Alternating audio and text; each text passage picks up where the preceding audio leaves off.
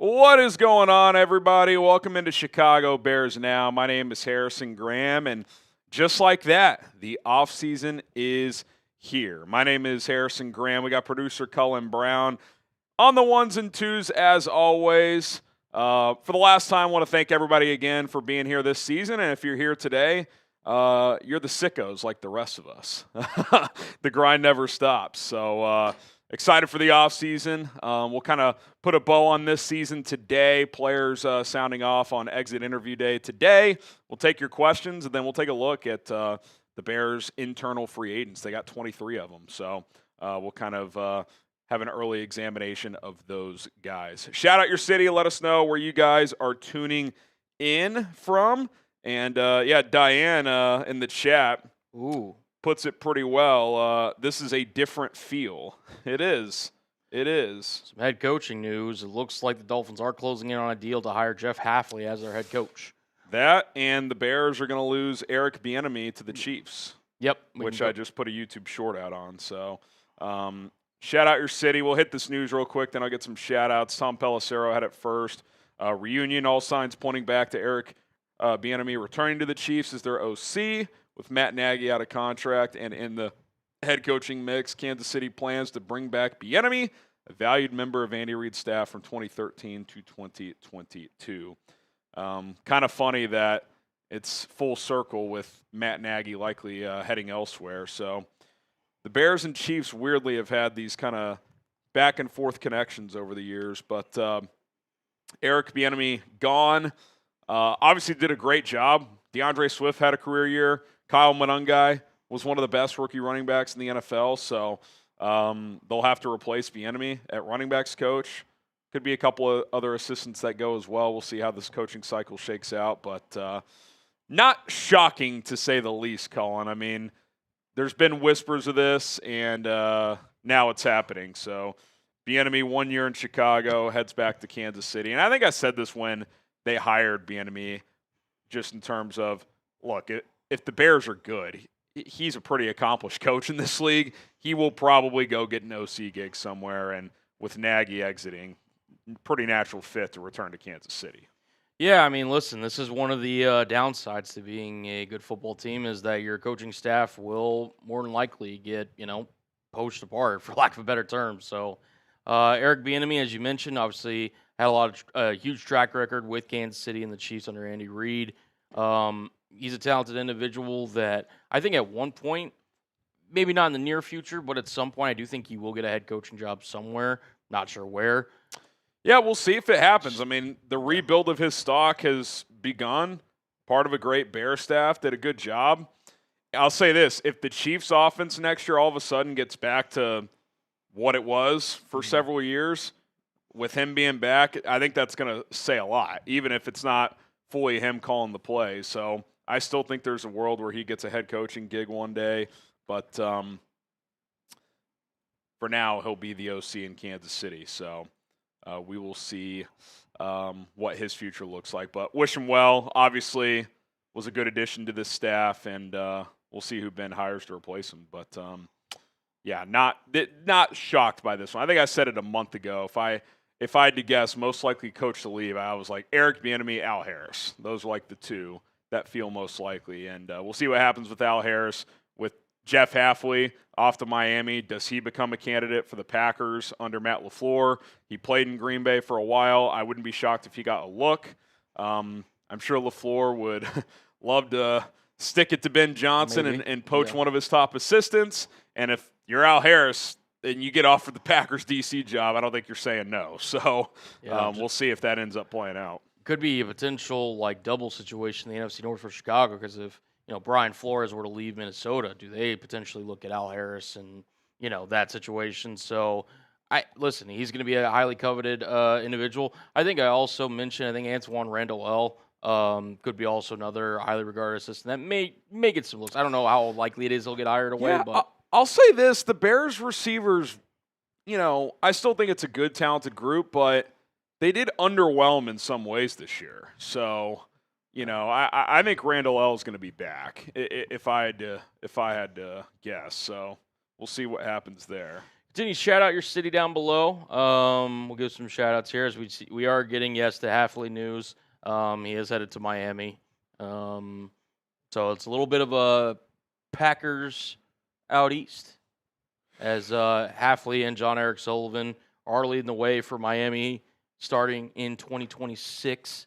Look, they needed to get a new identity, I think, after the Mike McDaniel experience. And look, I mean, Halfley, if nothing else, I think is going to provide just, a different kind of culture and mindset that, I mean, the fact that people were openly calling the Dolphins soft as they got into these kind of Remember the joint practices with the Bears and Dolphins? Yeah, I mean, I think it's a new just era and a new chance to kind of have a fresh start in terms of the way teams should view the Miami Dolphins. So we'll see what Halfley does. I mean, we'll see if he's able to handle the coaching load of being a head coach. But, yeah. I'll be curious to see who he hires as OC. And I think Miami now becomes a prime destination for Malik Willis. Tua, I don't think is going to be their quarterback. Willis isn't going to be cheap, but you're not going to have to pay him like $40 million or something like that per year. So, I could see. I mean, does he bring Stinovich with him to call plays, and you just bring Malik Willis? That's certainly possible. So, it'd be interesting to see what happens on that. All right, this is the poll question. It's tight too. Pick one to keep: Kevin Byard or Jaquan Brisker. It could very well be one or the other. KB for Byard, JB for Brisker. Brisker was awesome last night. I will say this: if it's one or the other, I still think you're keeping Kevin Byard. The leadership led the NFL in interceptions this year. I know he's older, but I just think Brisker too is probably going to want to test the open market. He says he wants to return, but he's going to be advised to test the open market, and I could see a team overpaying for him. Young player, was healthy this year, played well in the playoffs, so I think you got to go with Byard if it's one or the other. Now, I'm certainly open to the idea of Brisker returning if the price is right, but I don't think you can make an emotional decision, be like, look how well he played in the playoff game, and just overpay for Brisker. I think you have to kind of see that one out and see how it plays out, but Byard made it clear today he'd like to return, says there's mutual interest between himself and the Bears. So I think he's going to be back. I would expect they re-sign him before free agency opens. We've seen kind of over the last however many off seasons, Harry, like the safety position hasn't really been the most highly sought after, like teams are willing to pay money for in free agency. Now there's, of course, like your Javon Hollands of the world, like your safeties that you will pay. Xavier but I mean, McKinney. Yeah, Xavier McKinney, another name. But there are some safeties that, I mean, for the record, that I think are starting caliber that teams will let just kind of like, sit out there and maybe they hold firm on their price and they get into training camp and there's a lot of talent out there. It's kind of like running back. It's become the position where if you're one of the absolute best, you get big money. But if you're a really good but not great player, you kind of have to settle for not great money. Yeah. Like I could see, like Kevin Byard was an all-pro this year, but he's going to be 33 next year. I don't think you're going to have to break the bank to keep him. Like, no. I would think you can probably keep him for $7-8 million. So I might be wrong. I mean, I could be misreading that, but I don't think you're going to have to go crazy to bring him back in 2026. So we'll see what happens there. Brisker made his point clear as well. He'd like to be back. It's tough because obviously they invested in him, second-round pick. He overcame a lot to get back from the concussion issues from last year, stayed healthy this year. I thought had an okay season. I thought he was pretty average, but he did finish pretty strong. And against the Rams, I thought he had maybe the game of his career. I mean, it felt like he was around the ball all night. Remember that one drive? He has a sack, a TFL, and a PBU on 3 straight plays. And I was like, that's the Jaquan Brisker drive. He just literally got a 3-and-out on his own. It was remarkable. On the flip side, you're kind of like, where's that been? It's like you just haven't seen it enough. So I'll be curious to see like what his market looks like if there's a world where he's back. But I think he will hit the open market. And my guess is the Bears let him hit the market, see what that looks like. They'll have a line, and if it's crossed, they'll just let him go. That would be my guess when it comes to Brisker. Yeah, I would agree. And I think, at that safety spot, particularly kind of where Brisker plays more in the box than Byard does, I would estimate and guess that DA, Dennis Allen, would probably want some more versatility there just in terms of like having a guy that can be, used in multiple spots if you're going to bring him down and run support. Whereas Brisker, you kind of have him, he is who he is in terms of his skill set. Not to say that it is a bad skill set. He clearly can be productive, as shown against the Rams last night. I just think, to your point, like with the money situation, Byard being more the playmaker, getting those interceptions, the veteran leader, do they go for a cheaper alternative at the other safety spot for Brisker? And I also wonder, too, like in general, I kind of feel like the Bears want to add more speed to their secondary. Yeah. None of their corners are burners. Byard's a good player, obviously a ball hawk, but he's not really a burner. He's older now. So, like, if you're bringing him back, like, clearly Nick Emanwaris don't grow on trees, but, like, can you find one of these modern, like, hybrid safeties to put next to Byard that can do a little bit of everything, but is just a better and faster athlete than a guy like Jaquan Brisker? I mean, that's something I'd be trying to look for. And if you can't find that, then, like, to your point, like, if Brisker kind of just gets overpaid, then just find like a cheaper player. Maybe it's just like CJ Gardner-Johnson. Like maybe he comes back for like $3 million and he starts next to Byard and he's got versatility. So that could be an option. But I think all things equal, you have to prioritize Byard over Brisker, in my opinion. No doubt. Just some coaching news. So with Miami hiring Jeff Hafley in their building, they made sure to get the deal done today. They were not going to let Hafley leave the building. With that being said, Tennessee has now shifted their focus to Robert Saleh. Matt Nagy has completed his interview with Tennessee, and now Saleh currently is in the building for the Titans. Could be a potential name to watch for if you're Tennessee. Where is Matt Nagy going to end up if he doesn't get the Titans job? Is he going to be like the pass game coordinator for some team? Maybe. Like, that's going to be really interesting to see. Someone in the chat earlier goes, bring him back, Bears running backs coach.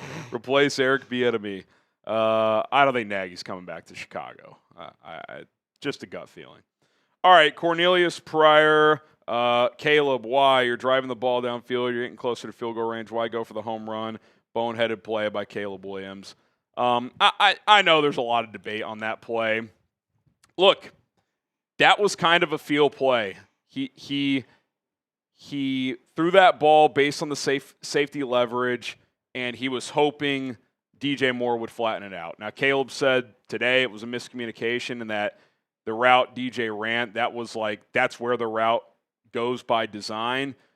But when you play in the NFL, there's always, especially against zone coverage looks, there's always exceptions to the design.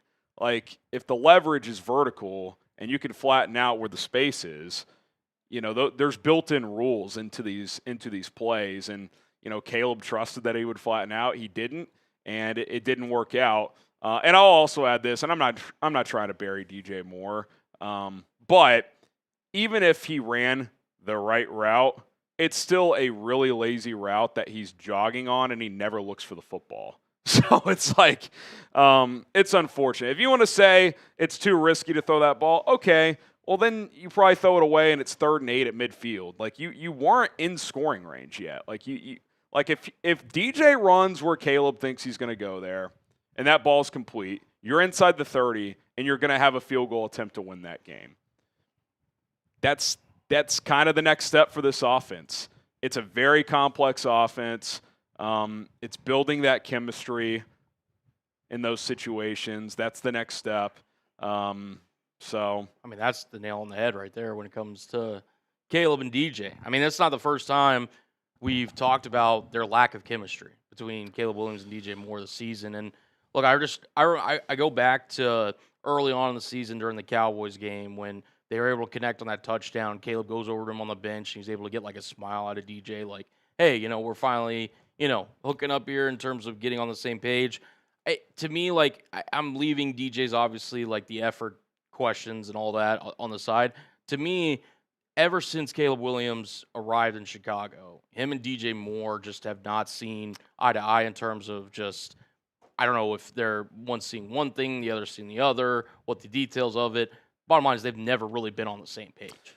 Well, and they've clearly connected on some big plays down the stretch of this season. I mean, the the two Packers games, obviously the game winners and stuff like that. But yeah, I mean, the next level QB receiver stuff is that play right there in a nutshell, right? It's like, hey, the space is to flatten out. I know the route is more of a corner, but I'm going to throw this ball to the space, trusting you'll be there.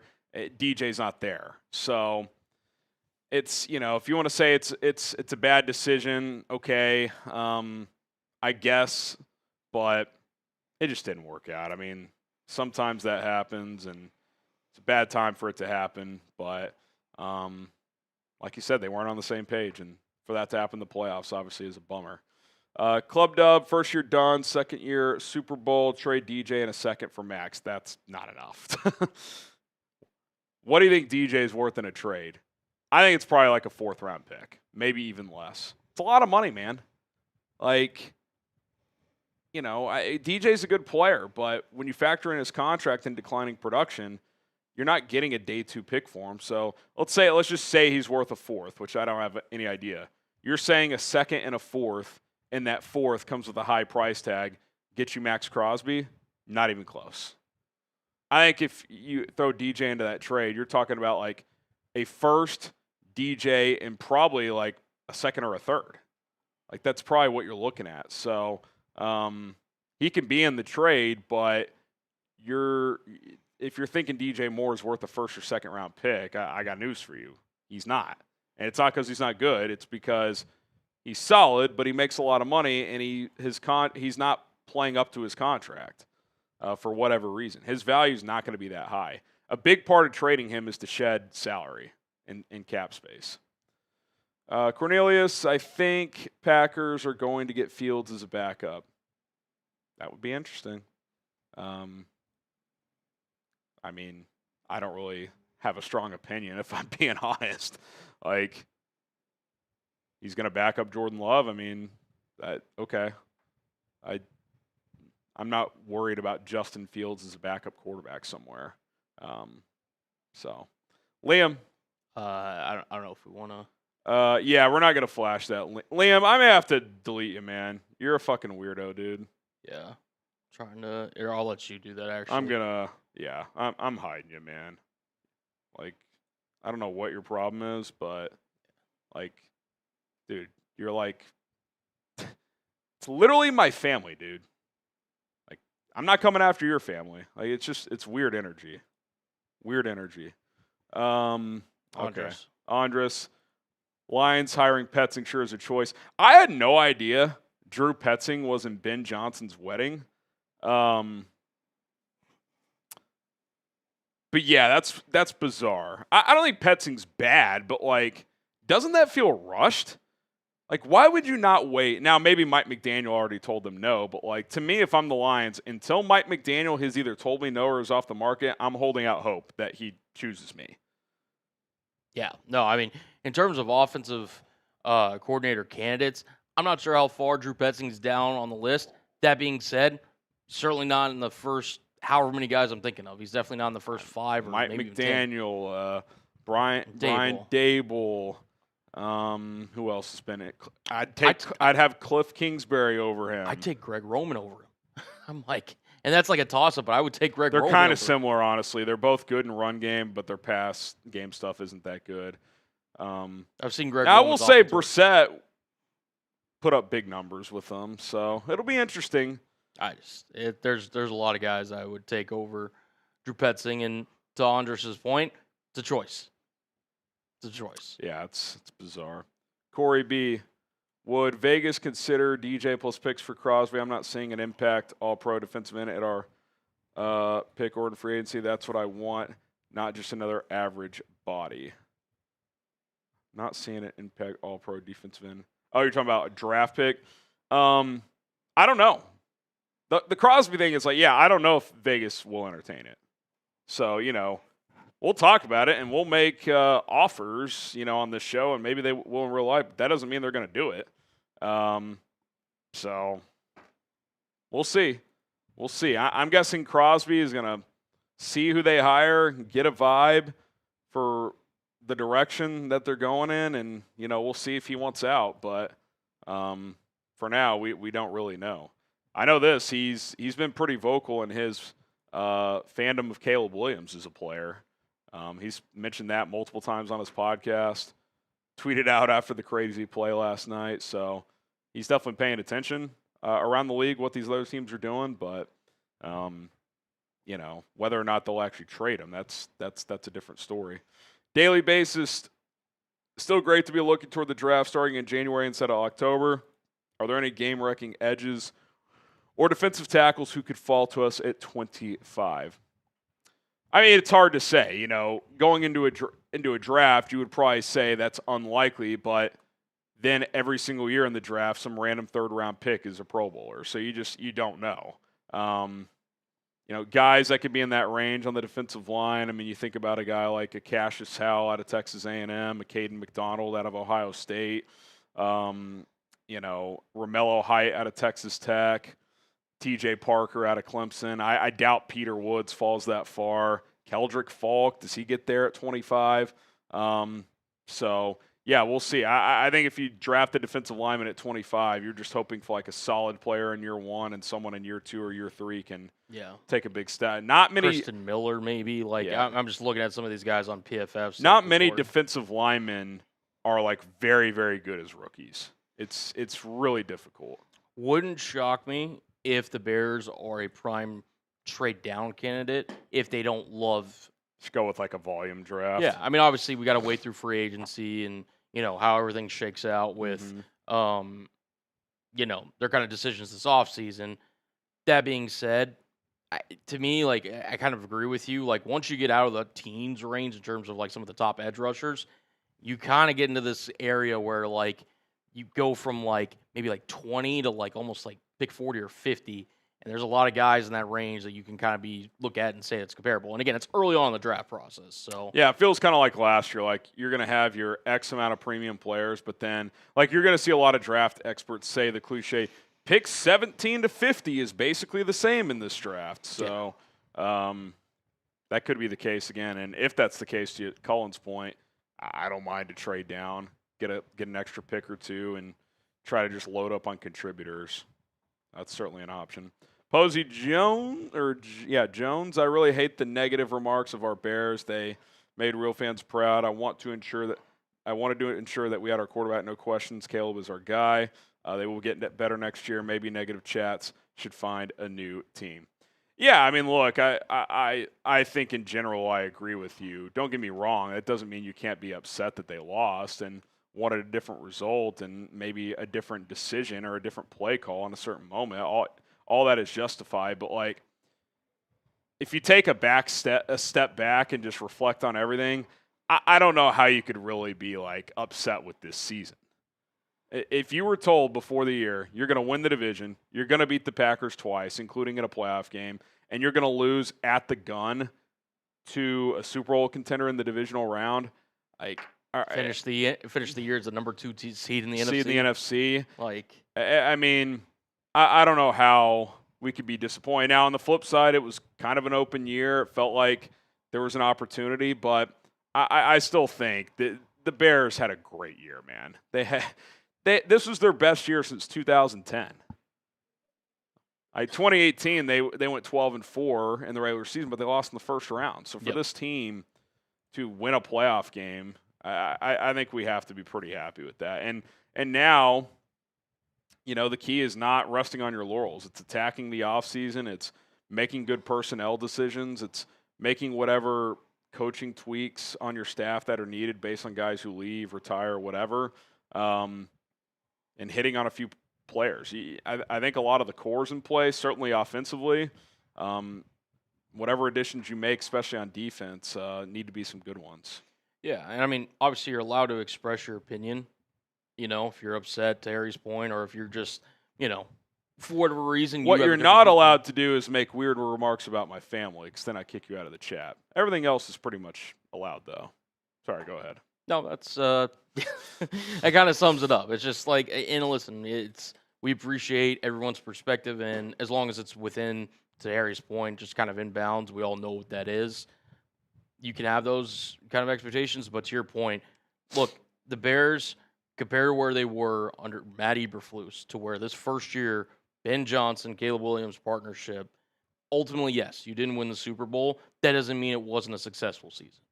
So, yeah, I mean, again, like, my goal was, the primary goal for the end of the year was feeling like you got the right head coach and you got the right quarterback. I feel like you checked those boxes. Not only did you do that, you won the division.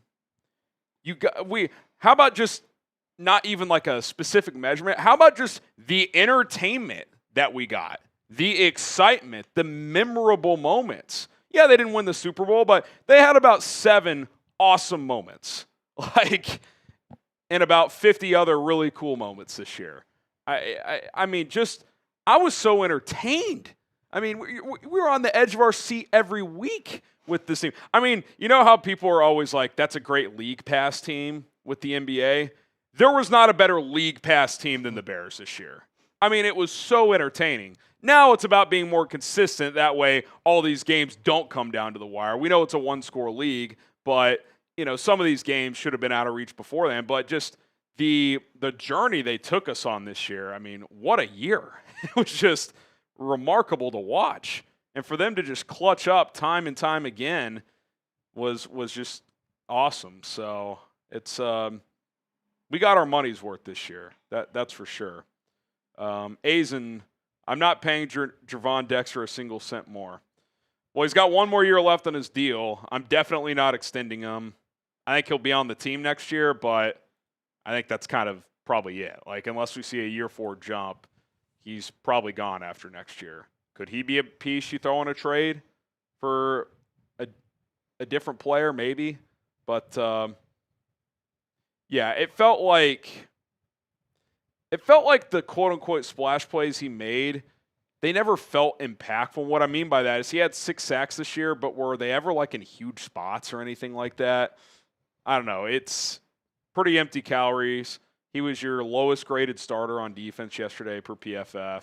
I don't know if he's a great scheme fit in this defense, so I'm kind of with you. I think he's a fine player. It wasn't like a whiff of a draft pick in the second round, but you're hoping for more, to be honest. So, he's talented, but he's kind of just an average player right now. We'll see if that changes next year. Marcus, right now, would you go all in for Crosby? I don't know, man. I'm going to do my perfect offseason at some point this week. I got to think about it more. It's certainly appealing. Last night, with the way the rest of the defense played, it did kind of – because, like, the prior couple of weeks, I was like, man, you need a lot more than just one dominant pass rusher. But, Kyler Gordon just changes so much for this team, Colin. Like, if he's healthy, like, you could just do so many different things with him. It's almost like he's 2 starters because he could play so many roles. But, yeah, I don't know. We'll see what happens. I mean, they got to make some decisions with some other personnel on that defense before they can determine if they're going to go all in on Maxx Crosby. Yeah, I just saw he's also going to Arizona if he doesn't leave with a job with the Titans. But, no, listen, I think, look, Maxx Crosby is obviously going to be a big talking point, not just for the Bears, but for a lot of teams this season if he becomes available for Las Vegas. If you're the Bears, I think Harry will obviously, give his perfect offseason scenario. You got to sit there and think, okay, what's going to cost to get Maxx Crosby? And if so, is he really worth giving up that kind of, capital for, given the fact that the Bears are probably going to need to fill multiple holes on the defensive side of the ball in terms of starters going into next year? Yeah. And Maxx Crosby can help you a lot. I mean, the game against the Bears this year, Harry, you said it, like, he was as dominant in that game as arguably any player in a Bears game this year. He almost beat the Bears by himself. That's not hyperbolic to say. Yeah. Is it one of those where you go all in, you get him, you have him and Montez Sweat and Austin Booker as a 3-headed monster this year, you pivot off Sweat in 2027? If you had those 3 guys as your edge rushers, that's pretty damn good because Booker came along this year. Sweat as a number 2 is really good. That would be a hell of a trio. Go sign some guy or go draft some guy in like the middle rounds to be like your 3rd or 4th edge rusher. Maybe you draft a defensive tackle. Maybe it's more you beef up that position because let's face it, D-tack position isn't that good. I mean, Grady Jarrett's a fine vet, but like if he's your best one, that's not great. Gervon Dexter is just fine. Billings is a free agent. Chris Williams is a free agent. I mean, you could argue defensive tackle is in just as big of a need as edge is. You know, like who's the best player you can get on the defensive line for the most reasonable price? That's what I would be trying to figure out. Like, again, if I have to trade multiple ones plus more for Maxx Crosby, I don't know if I'm willing to do that. If I can get him without giving up that second first-round pick, I'm open to it. Asking price, that's going to be key for some of these guys that are going to hit the open or the trade market. It's just disappointing, too, if you're the Bears because of how much you invested in that defensive line, both at the edge and the defensive tackle spot. So yeah. The good news would be is you can get off of Jarrett and Adangbo the next year. Yeah. So, like, if you need to backload a contract or two this year, you pivot off those guys next year. Like, you know, you can make it work. You're not like strapped down for like years to come here, but yeah, I mean, when is Dio Adangbo playing next year, and what is he giving you? I have no idea. Like, you almost have to consider him just icing on the cake next year. Like, you can't enter the offseason with him as like a real piece. If he comes back and gives you something, that's great, but I don't think you can really expect anything coming off the Achilles. Drew says, lost our voices at the game, proud of the fans. Hey, that's awesome, man. That's awesome. The fans were fantastic, and this team gave you all a hell of a ride. So, long time coming. Sitch Lover, what comp draft picks will we get for Brisker, Nishan? Hard to say. Hopefully good ones. I could see them both getting decent contracts in free agency. So play the comp pick formula, right? You get future draft capital. Certainly a possibility. Michael, first time super chat, been watching since 2022. Do we think there's anything deeper to the DJ Caleb connection? It always has felt weird. I felt like they kind of got over the hump there, like that game winner against Green Bay in the regular season. You know, it felt like that was kind of a big moment for those two. They obviously hooked up again in the playoff game against the Packers. But, you know, here's the thing about DJ Moore as a receiver. He's not really like a feel player. And what I mean by that is like the next level, like the route running technicians, the like top guys, they have feel for lever. Like they're not robotic is what I'm trying to say. Like, again, on that overtime play, Caleb's throwing to a spot based on the safety leverage and where there's space. DJ ran the route. It was a pretty weak effort. But even if he ran the right route, he has no feel.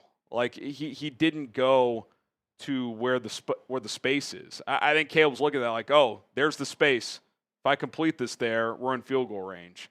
And if that's too big of a risk, so be it. But I just don't know if they ever reached that like next level, you know, like the Rodgers Adams type of stuff, right? I just felt like they were always on the same page, right? You think of the elite quarterback receiver combinations over the years, like honestly, it kind of felt like Caleb and Colston were starting to get that as the year went on. Like that second half of that Green Bay game in the playoffs, Caleb's like, I'm just going to keep peppering Colston because I know where he's going to be. I trust he's going to be in the right spot, and I trust he's going to make plays.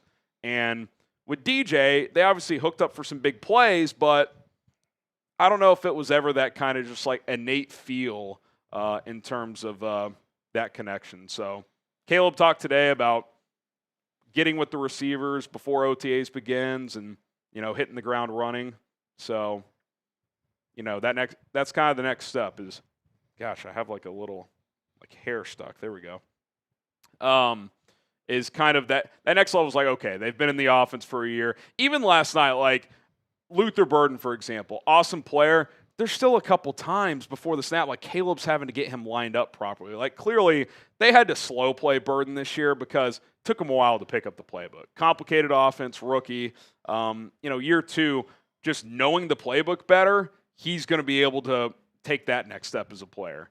Caleb, as the year went on, the pre-snap he got so much more comfortable that he was starting to use cadence as a weapon. He's only going to get better in this offense. So I think the DJ's thing has run its course. I think he'll be on a different team, and he did a lot of good things here, but they got younger pieces who are ascending, and they need help elsewhere. So it's no hard feelings, but I just think that makes sense for everyone involved. Okay, Homero. Let's see. Crazy thought, since they are picking 25th. Will you consider trading out of the first for an extra second, plus a third or fourth for extra picks? Beef up the defense, plus Khalil or Joey Bosa for a one-year deal. Yeah, Joey Bosa played well for the Bills this year. I'll be curious to see what his market is. Khalil's year to year at this point, I could see them being interested. I think they were interested last year, but he re-signed with the Chargers like an hour before free agency opened. So I could definitely see those two guys being maybe not their top tier options, but like, hey, if we don't complete a big trade or XYZ, Khalil or Joey Bosa on a 1 or 2 year deal could make some sense. Joey Bosa this year, it's fairly productive, I remember. He was pretty good. He was good in the playoff game too. Yeah. Let's see. He did get leveled by Jacoby Myers though on a rep. I don't know if you saw that during the Jaguars game. Oh, did he? That was pretty bad. He had 5 sacks, 15 QB hits, 5 forced fumbles this year. His 10-sack days are probably over, but that's true for Khalil Mack as well. You just need another guy who can apply pressure. So both those guys would fit that mold. The dude, call me crazy, but bringing a guy like LaDainian Tomlinson for running back coach or another former player. Also, thanks for all you guys have done, FGB. They did interview Eddie George last year for head coach. It was clearly a Rooney Rule play. But, sometimes those are calculated. It's like, hey, you're not getting the job, but this is valuable experience for you, and we might view you as a potential assistant down the road. So, could they get him? He's a head coach at, I can't remember what college, some small college football team. It might be like Bowling Green or something. But, he could be an option. Does LaDainian Tomlinson want to coach? I have no idea. But, I'm never opposed to guys who played the position. They obviously know what they're doing. So, we'll see what they do at running backs coach. Alex Ammerling, sign me up for Parker or McDonald at 25. I do think those are two names you'll probably hear a lot. Because those are quality defensive line prospects that'll probably be available in that range. Owen Savoy. I think we draft and develop, especially since I feel like Booker started really showing promise. So we should be looking to get a defensive tackle. Yeah, with Grady Jarrett getting older and Dexter not exactly flourishing in this scheme, you do wonder if does defensive tackle become more of a position they covet? We need someone we can develop at that position, because you could argue they don't have a single long-term piece there. At least with Booker, however good he gets, we'll see. That's a piece that can develop and be here potentially on a second contract. If you ask me right now, who's more likely to get a second contract here? Austin Booker, who's got 2 years left on his rookie deal, wouldn't be eligible till next year for an extension, or Javon Dexter? I think I'd say Booker. I think Booker flashed a lot this year and gets another full offseason, can continue to get stronger. I thought he improved a lot against the run, made a couple plays last night in run support. So, yeah, I could certainly see that being the case.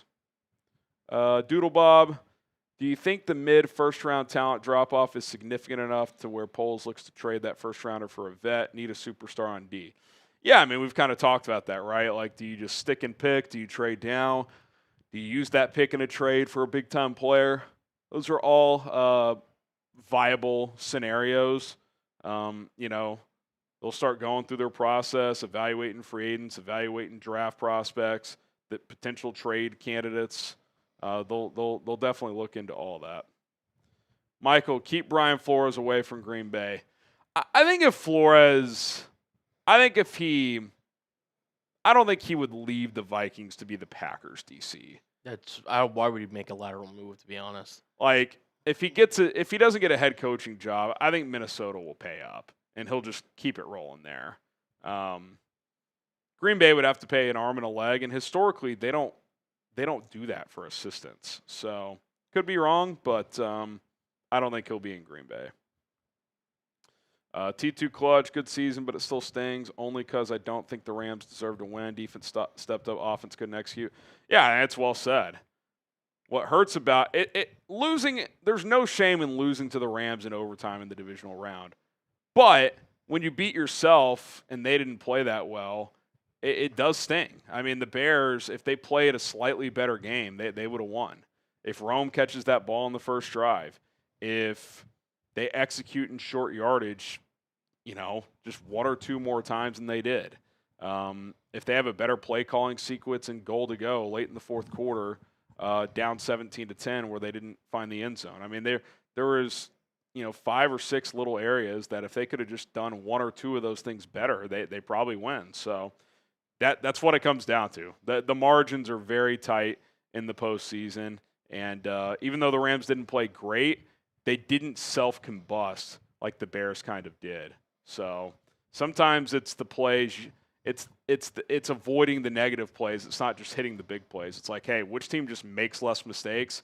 The Rams made less mistakes, and they won the football game because of it. Dennis, alternate trade to Crosby, trade DJ and picks for, I assume Jeffrey Simmons there, sign Trey in free agency. Titans need wide receivers bad. Yeah, I mean, Jeffrey Simmons could be an option. Never a bad option for Jeffrey Simmons. Again, I mean, it's curious to see what his market would be. I mean, does Tennessee really want DJ Moore? Do they draft a receiver to go with Cam Ward? Yeah, I mean, they could do both in theory. Sure. I mean, bring on DJ Moore. He's probably more of a 2 than draft a top flight receiver. All of a sudden, you go DJ, rookie draft pick. I mean, are they going to keep Io Maynor? Maybe they're Io Maynors are 3. Yeah. I mean, are they keeping Calvin Ridley? It feels like that ship has sailed. Also, he had a ACL. He had some kind of injury. He had some injury, yeah. So don't know what his future is there. Yeah, they definitely do have the space to absorb DJ's contract, or if they want to negotiate. Yeah, I could see them being a team emerger. I mean, they need weapons for Cam Ward. Period. Okay, Akira. If we get rid of DJ, what's the top tier wide receiver in free agency, or will they be drafting? Will the offense get some changes for passing attack? Well, I think Rome and Luther are your top 2 with Colston. Those are your top guys. That's a good trio. Look, Rome said it himself. He needs to be more consistent for this team. He's still a talent. Even if he's your 3rd out of those 3, it's like Loveland's a special player. Burden has all the ability in the world, just has to kind of take that next step in this offense. And Odunze, I think he's going to bounce back. I still have a lot of belief in him as a talent. It's not like the cupboard is dry here. You can always find affordable receivers to be like your number 3. You could bring back OZ. You could draft a guy in the middle rounds. You could maybe Jade Walker's that guy. He flashed some upside. So again, part of trading DJ would be is you have a lot of weapons here already. Using that money elsewhere is the way to go. Carl, do you think Turner comes back healthy, and what do you think about him? I mean, I'd say he's kind of an unknown at this point. They kicked him out to edge, played there for a few games, then he tore his ACL. So what do they view him as? Is he a D-tack? Is he an edge? Does he play both? I thought he was starting to show some promise, and then rips his knee up. So I don't know when he'll be healthy. You're hoping at some point in training camp he comes back. I think he got injured early October, so like let's call it 10 months. That puts you in probably mid-August. Like, could he be ready week 1? But he's going to miss the whole offseason. So that's when a lot of like the strength, building up your body at an NFL level kind of takes place. So, it's hard to say how much of an impact he'll have next year.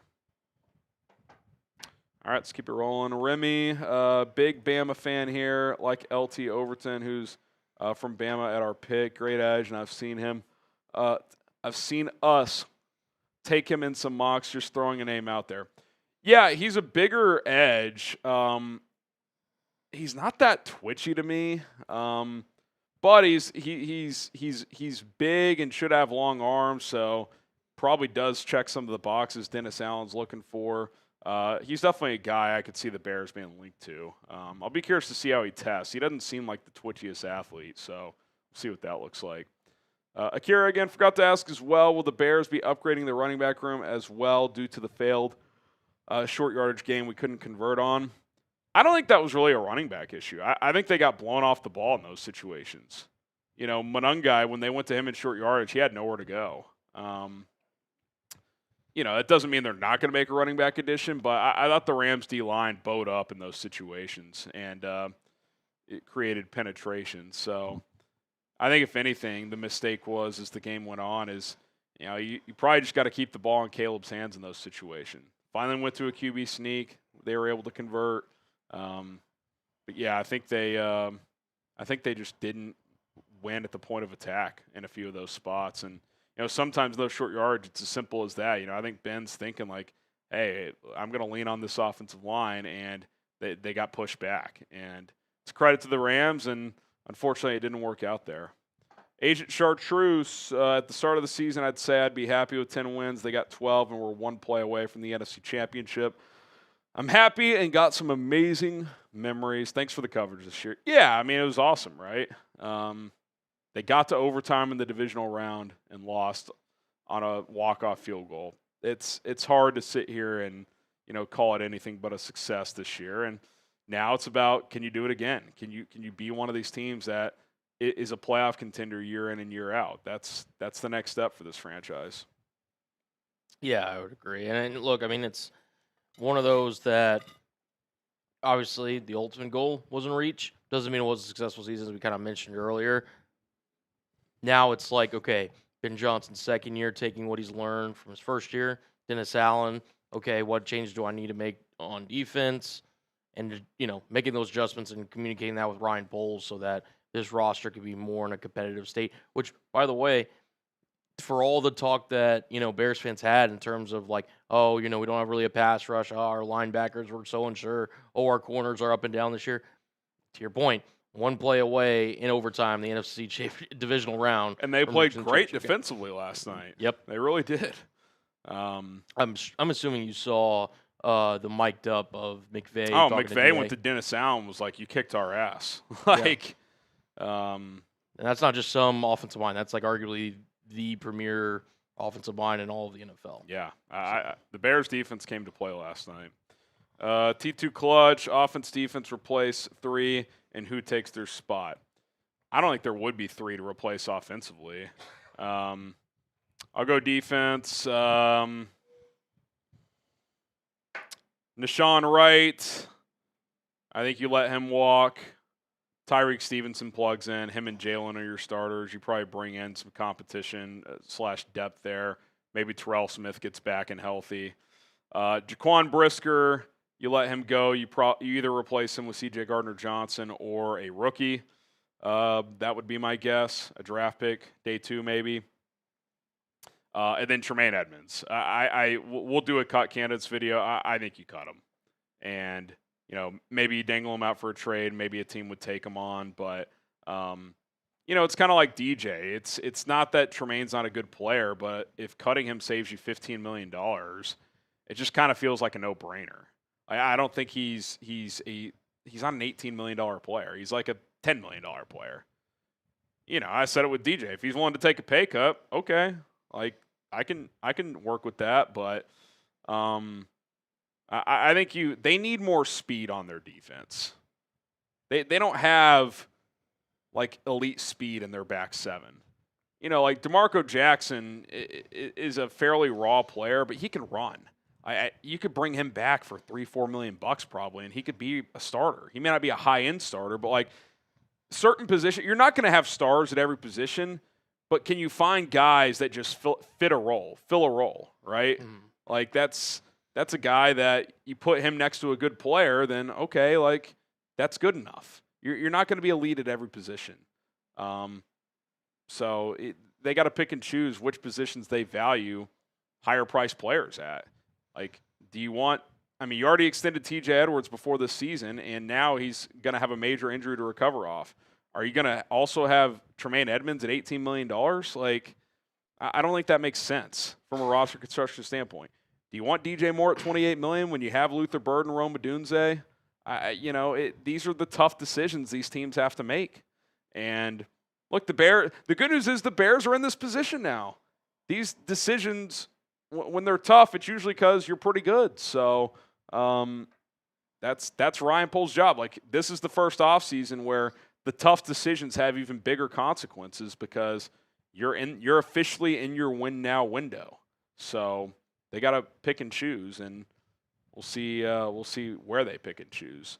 Wasim Khan, bear down. This year was great. Living in Cali, I heard a ton of jokes the last 3 years, not this year. Do you go defensive tackle or edge in the first round? I think it's like ideally the best defensive lineman available would be like ideal. Yeah. Best D lineman available would be ideal. Yeah, I mean, if you're the Bears too, I mean, you've got 2 injuries that you have to keep an eye on this offseason and heading into 2026 in Shamar Turner and also Dayo Adangbo, because those guys factor in to, your plans for next season. So to your point, best player available on the defensive line, I don't think it's a question. That should be the Bears' first target. The Odangbo Turner thing, it's like this sounds shitty because both were investments. Turner a second-round pick, Odangbo $16 million a year. Honestly, it's like, can one of those guys contribute next year? Like that's the hope. I think the hope. I think the standard you're hoping for 2026 out of those two is relatively low, which is why you kind of have to operate assuming they're not going to give you much coming off major injuries. Don't know when they're going to be ready. When they are, you don't know what they're going to give you. So, you kind of have to treat them as luxury pieces. If they can come back and contribute, great. If not, you got to be proactive in getting better on your defensive line. DG, we need another Akeem Hicks on our D-line. That'd be nice. A really good player. Divine, enjoyed this beautiful journey with you guys. Well said, Divine. It was fun. Now it's the off season. Deep Kite, as a Swift fan, what happens to him? I think he's back. I mean, don't you?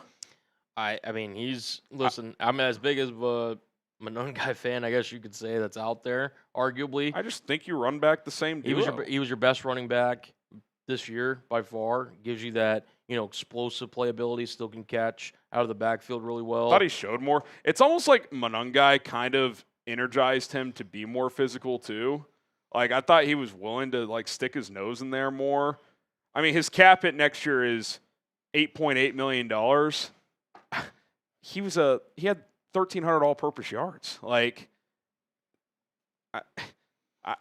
And also, I think you also just keep him too because it's like you don't need to create another need. Like, if you cut him, sure, okay, Monongai, but you still are going to need another back. Like, I don't think you're going to treat Monongai like Derrick Henry, where it's like he's getting 90% of our carries and we're just going to find some random guy to play 10 snaps a game. Travis Homer, come play 10 snaps a game. So I think you run it back with the same duo, and you don't create a need when you don't need to. Right. Agreed. What's going on in the show? Sorry. Kyle Monongai Glazer. Sorry, Colin, but I'm the biggest Monongai fan. He also says Monongai is the third best player on the team after Deshaun Wright and Tyson Bagent. So, you know what? Well said. Can't argue with you. All right, in peril, I get the Crosby talk, but get me Simmons beast. I'm cool with that. Like, Jeffrey Simmons, draft an edge on day 2. Let's roll. Trey Talk Sports. What about signing Trey Hendrickson for a 2-year deal? Draft a guy like Caden McDonald, who's a monster, or a Caleb Banks. On the table. You got to add at least one edge and one D-tack. So however you get that done, that's what you got to do. That's what you got to do. Jay, say what you want about Rome. The drops are unacceptable and need to be fixed, but I'm confident he flattens out that route to make that play. He has a good feel for things like that. Yeah, Rome is a more natural receiver than DJ. I think DJ, he's more of he's not a gadget guy, but he's not a run the full route tree and have that innate feel in real time type. I agree with you on that. I think he would have flattened that out. I think he would have felt the leverage and gone to the soft spot.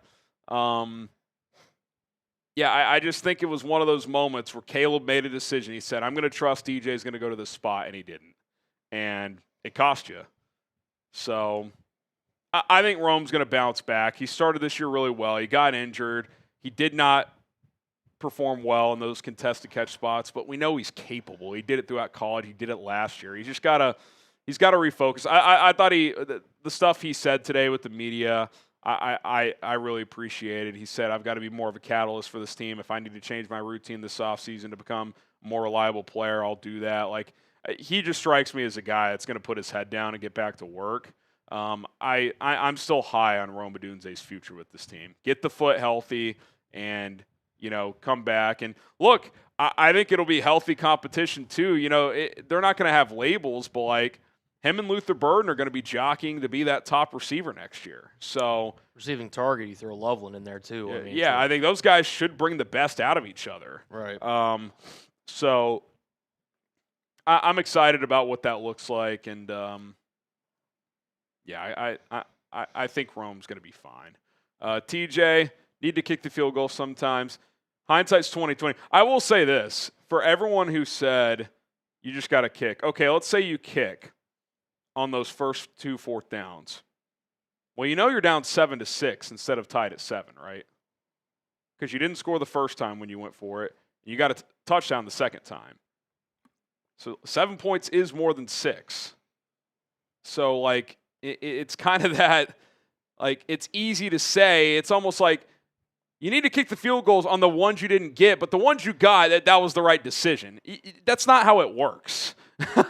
Like, I'm not saying you go for every 4th down. Sometimes you have to make a field decision, but, like, typically the analytical game is, hey, if we're going to go for it in this situation, if it's a very similar situation later, we're probably going to go for it again. So it's easy to say after the fact. I go back to, again, like, you have to flush it and go to the next play, and it shouldn't impact your decision. But if Rome just catches the ball, this is a moot point. It's not like some acrobatic catch was needed. Just didn't work, man. Didn't work. Takeoff Dave, Nishan should be gone after this year. We always had good depth at the position. He did a great job, though. Also, DJ Moore route should get him traded. Yeah, and I tweeted that out last night, and I think the misconception, because I got hit with some harsh feedback from some people. Some people agreed, some didn't. That's fine. That's the beauty of, these discussions. Everyone can have a different opinion. I didn't mean it literally like that play alone gets you traded. But that play is kind of a microcosm of the past couple of years with DJ. Made a lot of big plays, didn't make plays that you expect a $28 million receiver to make. So, tough player, played through some stuff. I appreciate him. I think sometimes things just run their course. I said it on the video earlier today, and, you were there draft night with me, Colin. The second they drafted Luther Burden, DJ Moore became expendable. That's the reality. So if they feel good about Burden going into year 2, you're going to keep DJ Moore as a $28 million receiver who's just kind of part of the room. Like, he's going to contribute, but it's not like his 1,200-yard days with this team are over. Like, he's not going to give you that much production. So, like, is his price tag worth 600 to 800 yards and 50 catches? I don't think it is.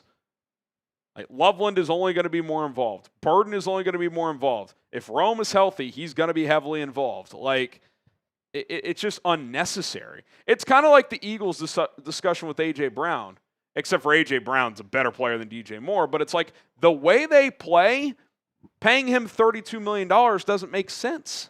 Yeah. Like, it's roster construction. It's not like, well, let's just rank the best players on the team and keep them regardless. Well, we'll trade Rome instead. Rome's a third-year player on a rookie contract with the arrow still pointing up. DJ has kind of flatlined as a player. He's still good, but he's making $28 million. Like, it's not personal. It's business. You're building a team. You're working with the salary cap. So that's why I think he's going to be gone. It's been a fun journey. He's made a lot of big plays. Yeah. He's also left you wanting more at times. And if anything, too, like, with him not in the room potentially next year, it gives guys like Colson Loveland, Rome Odunze, Luther Burden, more of an opportunity to grow with the chance of, hey, we're going to scheme more things for you guys because DJ's not necessarily somebody that you have to focus on giving touches to. He had great moments this year, as you mentioned. I mean, obviously the game-winning touchdown against Green Bay probably was the highlight of the year. You could argue for DJ.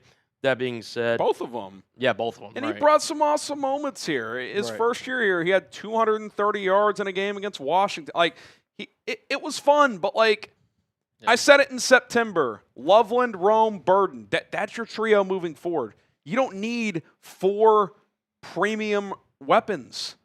Yeah, you can never have enough weapons, but like, when one of those 4 is making almost $30 million and he's not your clear top target. If DJ Moore had 1,200 yards this year and was still your top target despite these other really good weapons, I'd feel differently. But he didn't. Yeah. He just didn't. And that's okay. He could probably have a bigger role elsewhere. Yeah. I'll also say this. In terms of the Deshaun Wright part of the Super Chat, he seems to me like a guy that once he gets out and away from Al Harris / Dennis Allen / this kind of scheme, he seems like a prime regression candidate. This reeks of and look, he should absolutely do this. If I'm him, I'm taking the biggest offer available because this is the only chance he's going to get paid probably. Yeah. You take the most money out there, that's what I would do. But I'm with you, like, prime regression candidate. Now, I thought he played better the last game and a half or so, but for about 3 or 4 weeks there, he started to decline. Team started to kind of figure out where to attack him. This is a textbook guy that had a surprise good year. Go let him get paid elsewhere. Yep. Thanks for the year, man. Without him, they don't win 11 games. I mean, he was clutch. He stayed healthy. He made a lot of game-changing plays. But, like, it's probably not a sustainable model moving forward. So you let him go. Yeah. Unless his market dries up and you can get him back for like $5 million. But some team's going to probably pay him $10, $12 million a year.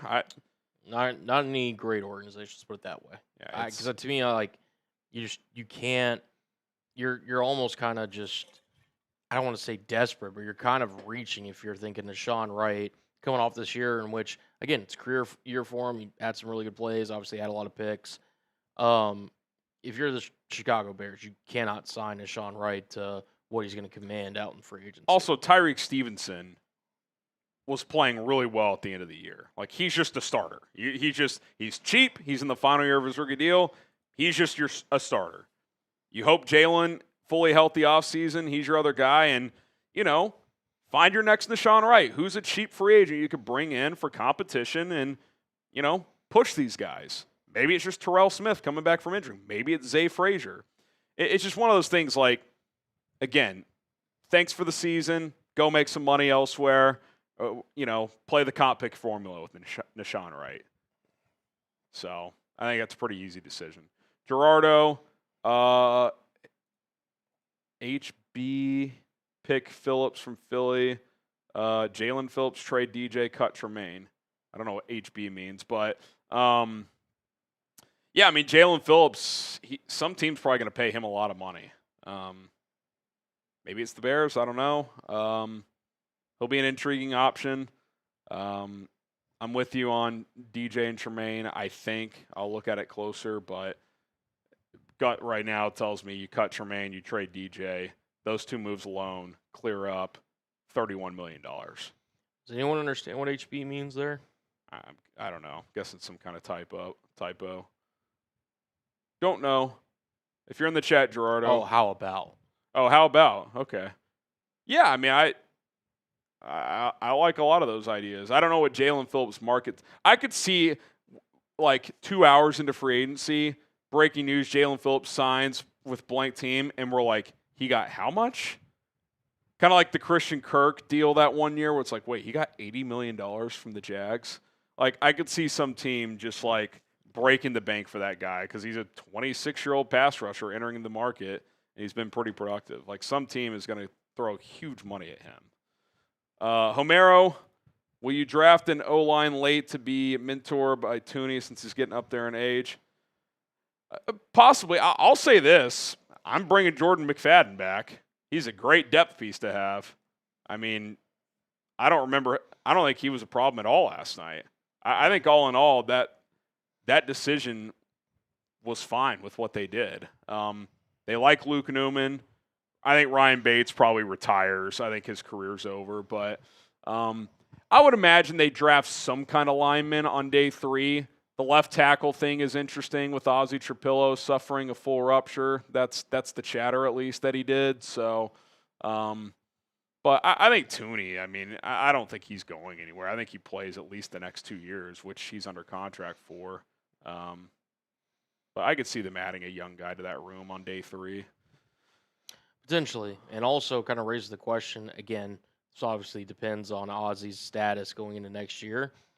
If you're kind of just sitting there and you're like, all right, maybe Ozzie misses the first week or two, should kick Tooney out to left tackle for a couple of weeks until Ozzie comes back. I mean, again, if it's more than the challenge like a month, with that is like all those reps in training camp. Yeah. Like, are you giving him all the left tackle reps for like to do that for a month? Do you stagger the reps? For sure. Because it's not the reps for him aren't the issue. It's for like the chemistry with the other guys. Like Tooney can move around, he can handle it.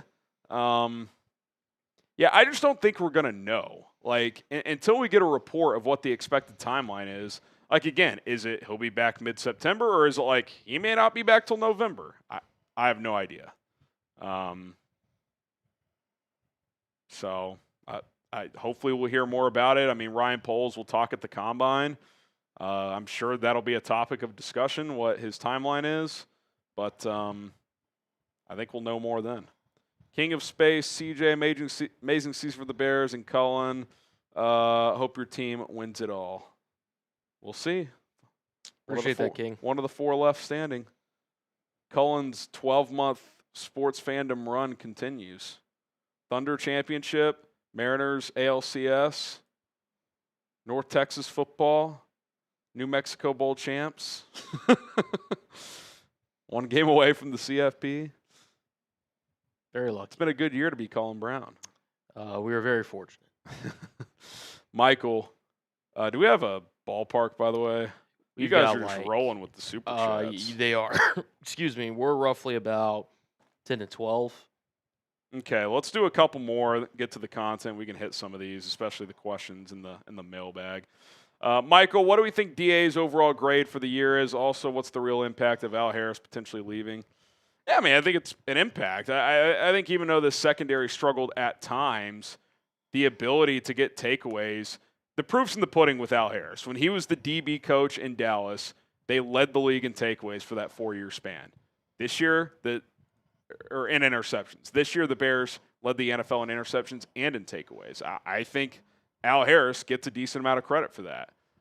If some random guy is the DB coach, I don't know if Deshaun Wright has 6 picks or whatever the case may be. So, yeah, I think that would be a notable loss if you lost him. I don't think it's catastrophic, but he's a good football coach. So, I think he's going to get some looks for some DC openings, including with those hated rivals up north. So we'll see. Mike G, Cut Edmonds, what would you have or what would you give Dallas for Overshown? Would you give Dallas for Overshown? I don't even know. He's had so many injuries. Good player when healthy. I don't know, would you give him like a 4th or 5th? I mean, I don't think you're giving him a day 2 pick with his injury history. Maybe like a 5th. Maybe a 5th. Malik Kelly, truly felt Caleb had an amazing game, minus the 2nd pick. If our receivers, tight ends do their job, we go for every field goal, then Caleb would probably be talked about as a top 5 quarterback. Look, PFF credited the Bears with 4 drops, and they're very stingy on handing out drops. Like, it has to be clear in their eyes or they don't count it as a drop. So what that means is there was probably like 4 or 5 more that like weren't drops, but like balls you expect your guys to catch, right? So I wouldn't go as far as amazing. I thought he didn't have a very good 3rd quarter, but if Rome catches that opening pass and if a couple more plays are made, you're probably talking more of like 27, 28 of 40 for like 335 yards and 2 or 3 touchdowns and 1 pick instead of 23 of 42, 260, 2 touchdowns and 3 picks. It was definitely a misleading stat line. The receivers have got to be steadier next year, for sure. They're plenty talented. They got to be you can't lead the league in dropped yards. Like that's a lot to overcome, and it continued last night. Bear down for life. Is there anyone remotely close to an Aaron Donald type defensive tackle? Is there anyone close to the greatest defensive tackle we've ever seen? Maybe, probably not. But that's definitely a position you got to get better at. We'll examine the market, but Aaron Donald, no. I feel confident in saying there is not. I'm looking for a date. Is Sidney Sweeney available by chance? It's just like or anything close. Anything close, yeah. Anything remotely close. It's just, hey, hopefully that's the case for the Bears. Hopefully that's the case. Yeah, it'd be nice. Remy, Caleb in a first for Josh Allen 17 satire. I mean, Josh Allen's pretty special, but hey, at least you're not a Commanders fan in my chat like last night. I mean, we'll see if 180 pounds Jaden Daniels can stay healthy next year. Impact, trade DJ and Swift to create cap space for an edge. Running back, easy to replace. Yeah, I mean, I guess, but Swift and Monungai combined are making like $9 million. That's pretty good return on investment. So I'm not looking to just pivot off Swift. Now, I guess if you got like a third-round pick for him, if some team gave you a surprise pick, I'd be open to it. But I don't know. I like what Swift did this year. I think him and Monungai work well together. He's probably not your long-term RB1, but I think for next year he's more than good enough. Jacob, hell of a season, guys. Thank you, Harrison and Cullen, for killing it each week. Bear the F down. Thank you, Jacob. Let's get through a few more. Glenn, this is Ben Johnson's first year as head coach. I believe he will evaluate the team and his own decisions honestly because his desire to win is greater than his ego. Yeah, I mean, he's a very self-critical guy. He demands a lot out of his players and fellow coaches because he's very self-demanding. So, yeah, I think he'll be very critical and try to make the changes where necessary. Jeremiah, low-key, not just about when Ozzy's back. A lot of experts pointing out that players with the injury are often never the same even when getting back. Yeah, I mean, there's mixed results historically. Josh Simmons looked pretty awesome when he came back this year as a rookie with the Chiefs. So but other guys have not been the same. For some guys, it's ended careers. Now, he's a young guy, modern medicine. You would doubt that's the case, but it's not. You don't know. It's a serious injury. I don't think you could just roll into the offseason, bring back Theo Benedict, and just be like, oh, it'll be fine. I think that's a position you're going to have to be somewhat self-critical at in terms of investment. If you want to just verbally, so we're caught up. Club Dubs, Sean B, and Aaron Acosta. We'll get you to y'all's questions here in the mailbag segment. Yeah, we got to get to our first segment, guys. I mean, we just did an hour of super chat, so we do appreciate it. We will continue to answer those as they come in. Do you want to just address the Devin one that just came in, speaking of Commanders fans? Oh, he says, winning the divisional round isn't for everyone. Watch out. Speaking for my QB, hashtag JD5 clears that bum. Yet you're in my chat paying me your money. Rebuttal? I'll wait. I got all day. Do do do do do do do do do do do do do do do. I'm waiting, Devin. True or false? He didn't play as well this year and he got injured 4 times. Be honest. True or false? He goes, bruh. I'm waiting, Devin.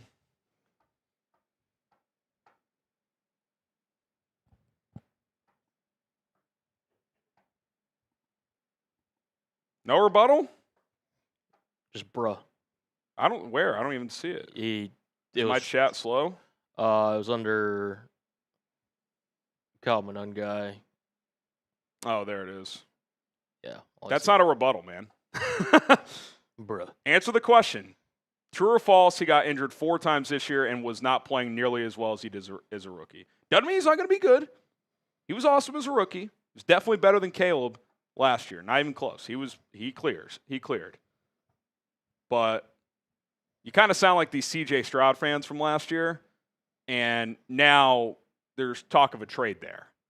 I'm not saying he's going to be the next C.J. Stroud, but, like, I'm asking you to answer the question, and you can't. So Jaden seems like a likable guy. He's certainly talented. We'll see if he can learn a real NFL offense, because that Kingsbury plug-and-play college offense worked his rookie year. This year, it wasn't working, and then he got hurt. And then he got hurt again. And then he got hurt again. And then he got hurt again. So we'll see. He says, yap, yap, yap. It's not a rebuttal, man. I'm not trying to be a douche, but, like, if you're going to come in my chat and, you know, bum this, bum that, let's have a conversation, but guess you don't want to. So, all right, hit that like button. We'll get to more questions coming up here in about 10 or 15 minutes. We'll see if Devin rebuttals. I doubt it. And then we'll keep this show on the road. All right, put a bow on this season. Several players talking to the media today as the season has come to an end, doing their exit interviews. We'll take more questions, #Bears or Super Chat to get your questions on the show. It's #Bears or Super Chat. And then I want to dive into the full list of Bears 2026 free agents. And again, I'm not trying to attack Devin here, but, like, you started it. And I tried to have a convo, and he didn't want to. So his rebuttal was bruh, and then yap, yap, yap. Trying to have a convo, man. Got hurt 4 times. You couldn't acknowledge that happened. Doesn't mean he's not good, but didn't play well this year. That's a fact. All right, let's get into it here on Chicago Bears Now.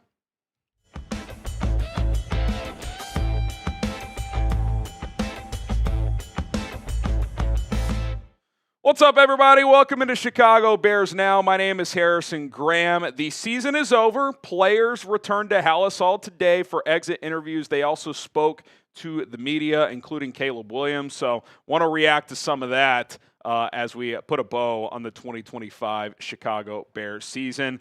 Guys, a lot of new subscribers this year. You guys crushed it. Next milestone, 156,000. The offseason is here, and if you want offseason coverage every single day, all you got to do is hit that subscribe button. We'll be here every single day covering it all for you. All right, players sounding off. Caleb Williams last night spoke to the media today, and I got to say, very mature in his press conferences, handled everything really well after an emotional loss like that. He talked about what he's looking to improve at most this offseason, and here's what he had to say. He said, work on accuracy and footwork.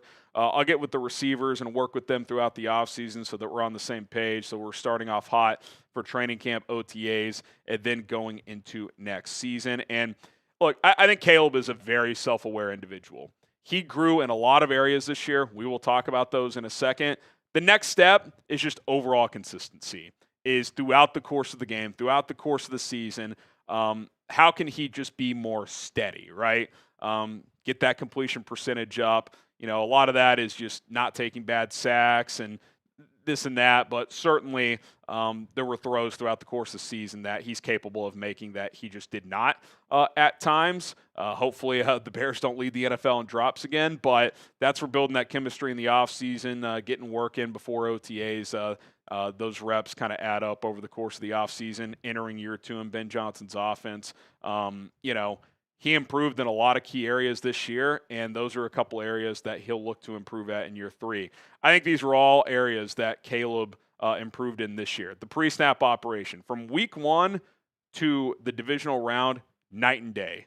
I mean, the amount of canning of plays at the line of scrimmage, checking things at the line, the pre-snap penalties basically disappeared as the season went on. He started to take full control of this offense under Ben Johnson, and it was still only year 1. Next year, he could even take more steps forward in that, in terms of, you know, just the operation of the offense. The post-snap reads. I thought for the most part this year, and really even last year, Caleb, his eyes are in the right spot, and he's mostly a good decision maker. Now, occasionally he will force a pass because he has supreme arm talent, and he thinks he can fit one into every window. An example of that last night was when he was drifting to the right sideline, and he kind of tried to sidearm one into traffic. That was ill-advised, but for the most part, he's making the right reads and right decisions. It's just to the point of what he talked about, the overall accuracy.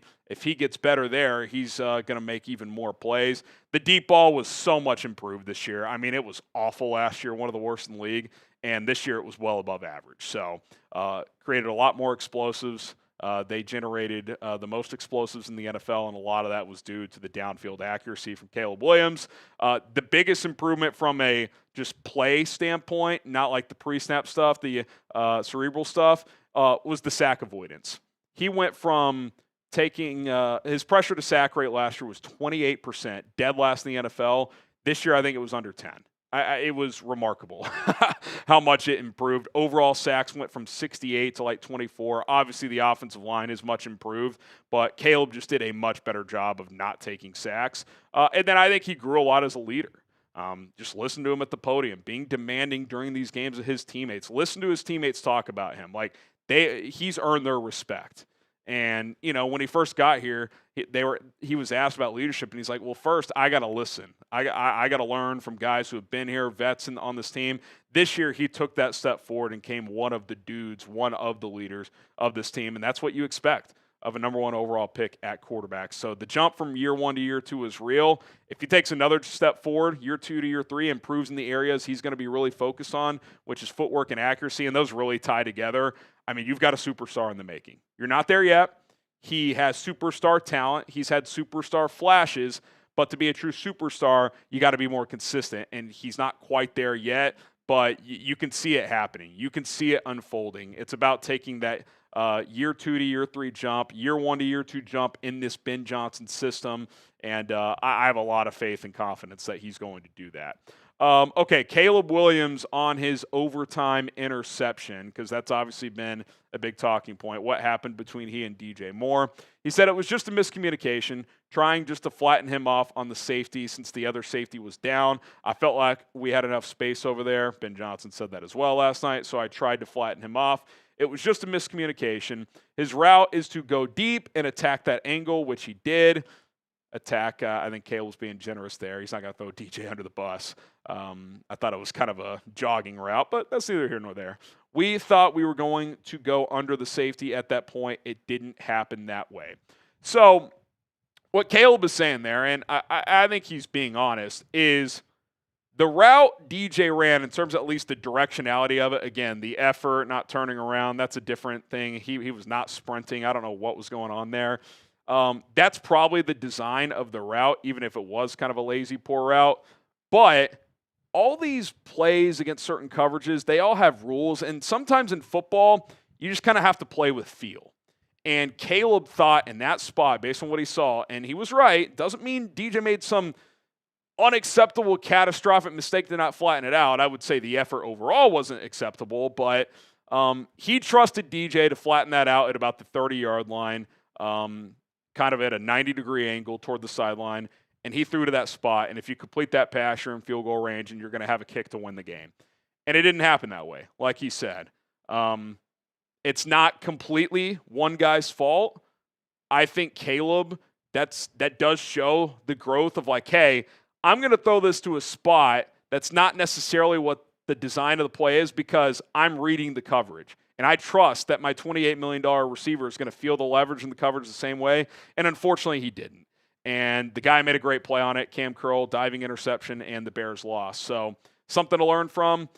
Maybe you don't take that chance in that situation, but I think he trusted DJ Moore, and it didn't pay off in that situation. So it's unfortunate for it to happen at that time because it was such a high-leverage situation. But I think it's a rep you bank, and next time in that situation, it'll work out better. Caleb also just kind of, his appreciation of the season, saying, I'm proud of our guys. I appreciate the city of Chicago. I appreciate the Bears organization. And I truly appreciate the coaches, their sacrifice, and obviously my teammates. And, I think it's been a real thing this year is the buy-in to this team, to this city. It's been really cool to see because, it just didn't go well last year. Him and Eberflus clearly never vibed. Him and Waldron really didn't vibe. And I think there was a lack of trust. Like, can I develop here? and you bring in Ben Johnson, it changes everything. And you saw how the city rallied around this guy. Kevin Byard said it last night. He said he's electrified the city with his play, with his moments, with his clutchness, and the city has rallied behind Caleb Williams. And, you could feel it. You could feel like this guy could be the next superstar in this town. He's close, but it's about becoming more consistent. I think Caleb's aware of that. And, again, that's the next step heading into year 3 is, tightening those screws, improving the little details even more, and being laser focused from snap 1 to snap 70 in these games. And, if he can do all those things, then the Bears could have something special here.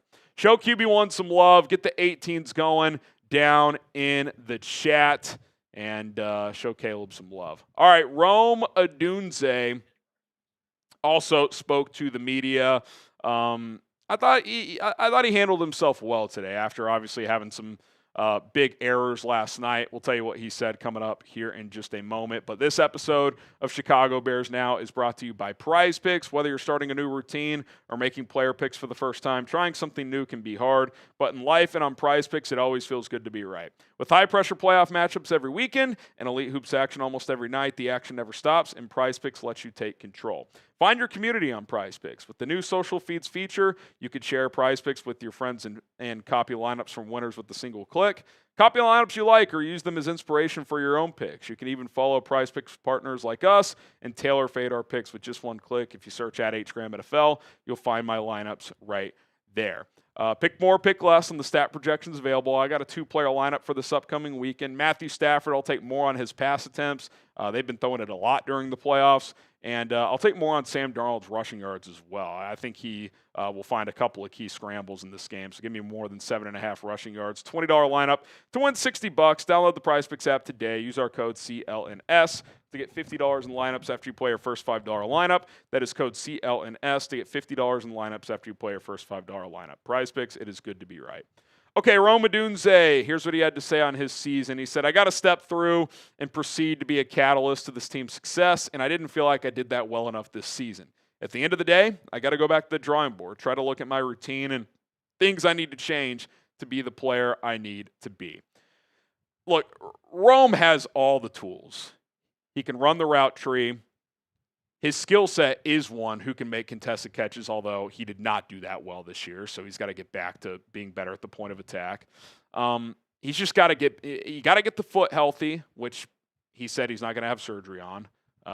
So we'll see if that heals naturally. I guess we'll see how that goes. But I still have a lot of belief in him as a player. I mean, the first month of this season, it felt like he was going to be an all-pro, and then couple not great plays crept in, then the foot gets injured, he misses time, it just kind of unraveled. And I give him a lot of credit for coming back and playing in the playoffs through a stress fracture in his foot. But that doesn't excuse that drop of the goal line. He knows that. He acknowledged that. He had another key drop later in the game that would have been a first down. He's just, he's a good player that can be great. Will he be great? He's got the ability. We know that. We've seen it. But it's kind of like the Caleb thing. It's about being more consistent as a player overall. And guess what? If he's more consistent, that helps Caleb be more consistent because some of these balls aren't dropped. So I think those two are going to put a lot of work in together. We'll see how much he's got to rehab and rest that foot for it to be fully right. Hopefully he's ready to go by OTAs.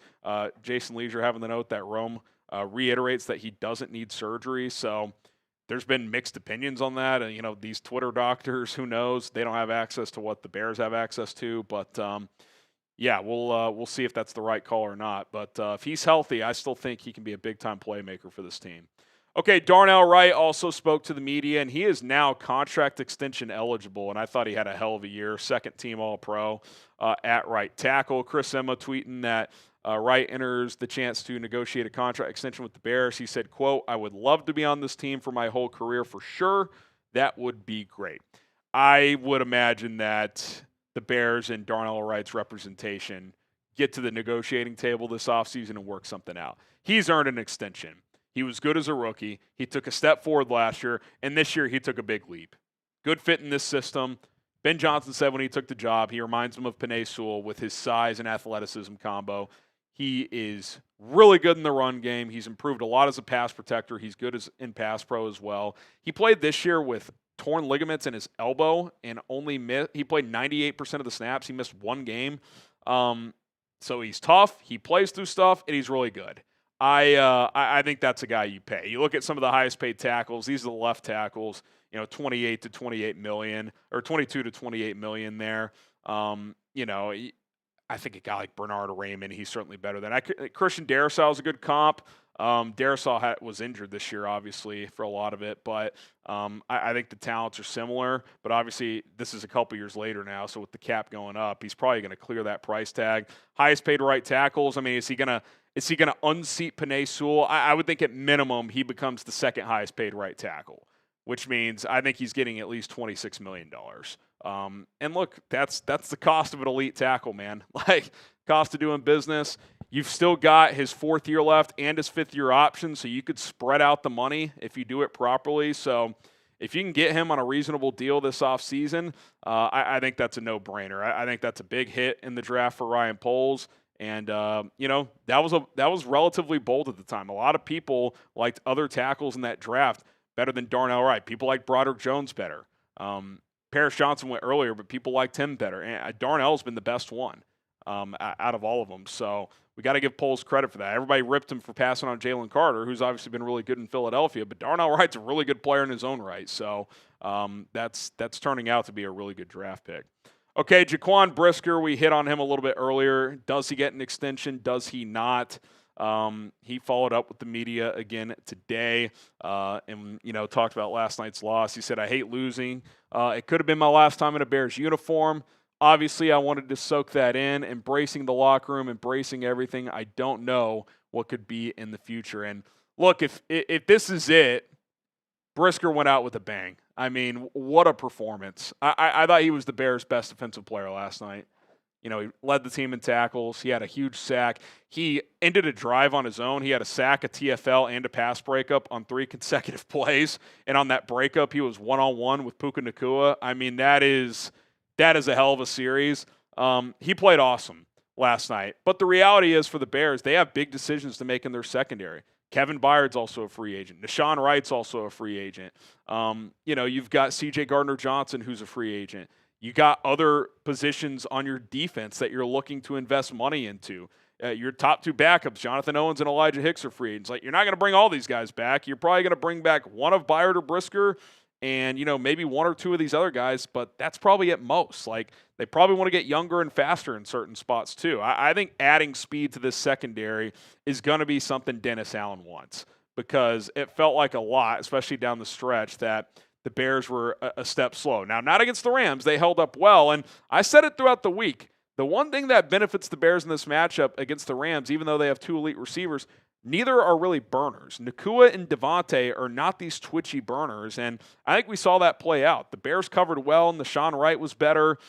Brisker was able to hold up in the back end. Tyreek Stevenson had a good game, so I think that ended up being a pretty decent matchup for the Bears secondary, but a lot of these teams have these Jamison Williams of the world, Jordan, just these twitchy players, and you need more speed on the back end to slow these guys down. So I think that's going to be an emphasis for Chicago. And then lastly, Kevin Byard, who obviously 2 years here now. That's been a really good signing. Veteran, leader, had a great year this year. First team All-Pro, led the NFL in interceptions. He wants to come back. He said earlier today, he said, we got a franchise QB. That's the hardest thing to find. That's going to attract people here. So you do wonder, too, as like time goes on, like free agents, guys on the trade market, like, does Chicago now become more of a destination? Because, like, they have this exciting, young, ascending team now. And, Byard, I think, provides that veteran leadership that you're looking for. I thought he had an awesome year. 7 picks, 8 breakups. I thought he tackled well this year in space, made some big plays last night. The reality is you're probably only going to be able to keep Byard or Brisker. And if you're asking me, I'm probably keeping Byard. I like Jaquan. I thought he finished the year strong. He was certainly excellent last night, but the totality of this year, clearly Kevin Byard clears. And even though he's an older player, I think you would have to lean in that direction. Matt Zahn saying this, that with Byard set to be a free agent, Kevin Byard said there's, quote, mutual interest in a return, understands the Bears and Poles will do what's best for the team, and he'll do what's best for his family, but the first option will be to come back to Chicago and finish what we started. So, you know, Byard's had a great career. A Super Bowl is lacking on his resume. He leads the NFL in interceptions since entering the league in 2016. So, you know, I think he'd love to play here another year or two and, you know, play 2-3 more years in his career and wrap it up. And I'd love to have him back. I think he's been great for this team, and I thought this year he was really, really good. All right, pick one to keep. If you got to keep one, who are you keeping? Type KB for Kevin Byard or JB for Jaquan Brisker. Drop your comments in the comment section down below. Last one here, Adam Johns, who has a good pulse for the locker room. He's in the building almost every day, saying the most common theme in the Bears locker room on cleanout day. The Bears have a quarterback in Caleb Williams and a head coach in Ben Johnson that you should believe in. The locker room definitely does. That alone proves that this year was a supreme success. If we were told at the end of the 2025 season that Caleb Williams is a guy we feel really good about, that Ben Johnson is a guy we feel really good about, and the people in that locker room feel good about both those guys, that's a success. And then you add in, you won 11 games in the regular season, you won a playoff game, you won the division. Like, this season can't be viewed as anything other than a huge success. And now it's about building on it. Every season's different. Ben Johnson said himself, you know, there's not much momentum carryover from year to year in the NFL. It's a new team. It's a new story every year. But you've got a lot of the ingredients in place. And if you can add some more ingredients that can help, pick the right guys to do that. And if some of your young talent, starting with Caleb Williams, continue to improve, then you really have a chance to have something special here. So I'm excited to see what's to unfold in the offseason. I'm sad the season's over, but it was an awesome journey. And there's a chance this is just the beginning for the Chicago Bears. All right, that's going to do it for this edition of Chicago Bears Now. Appreciate everybody for tuning in. Players off to, you know, vacation now. And, you know, we'll get back together in the springtime. So subscribe and bear down.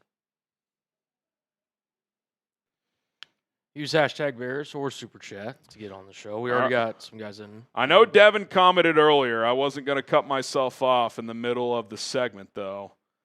Yeah, he commented a couple times. Let's see what he said. I tried to give him time, and he was taking too long. So we started the segment. Let me see. Might be gone. He said, no, I got it. He said, we just having a little Gatorade break this season.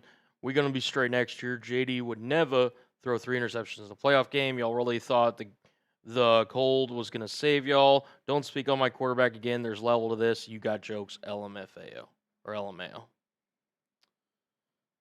Well, if you're watching the game honestly, you would know only one interception was truly on the quarterback. The first one was a result of a drop 2 plays earlier. The third one was a miscommunication where the receiver had no feel for the leverage in space. And listen, you know, you commented, I rebutted, gave you a chance to rebuttal as well. There's levels to this. You know what, Devin? If the Bears go 4-13 next year, you can come back and chirp me. You go from winning the division, double-digit games, to 4-13 like you guys did, you can come back and chirp. Deal? I think the Bears next year will have a better record than you guys did this year. And I don't think Caleb Williams will get injured 4 different times. Deal. Hey, handshake. We'll see. I'll be here. I'll face the music if it happens. I'll face the music. All right, hashtag Bears or Super Chat. Set an alarm for a year from now, Devin. We'll be here. I'll be back. Yeah, trust me. I'm sure you will. There's no Commanders content creators, I guess, you like enough to go hang out with, so you got to come hang out on Bears.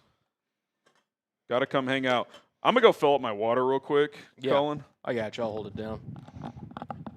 I'll hold it down. What up, y'all? Glorious hate watch, he says. That's all you got.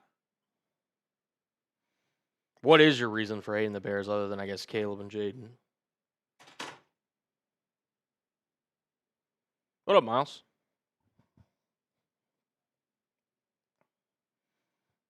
I mean, listen, me personally, like Jane Daniels didn't have the greatest year this year. I have nothing against him personally. What up, Max?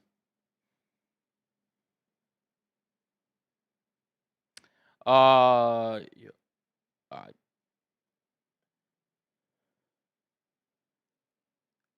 Devin, what do you mean by that? For those who are asking, Bears now will not be going live for the game this weekend. We will not. We do have a Seahawks channel that will be going live, but Harry and I will not be going live this weekend. Your boy needs a weekend off. Yeah. Harry's a hardworking individual, and I also would like a break.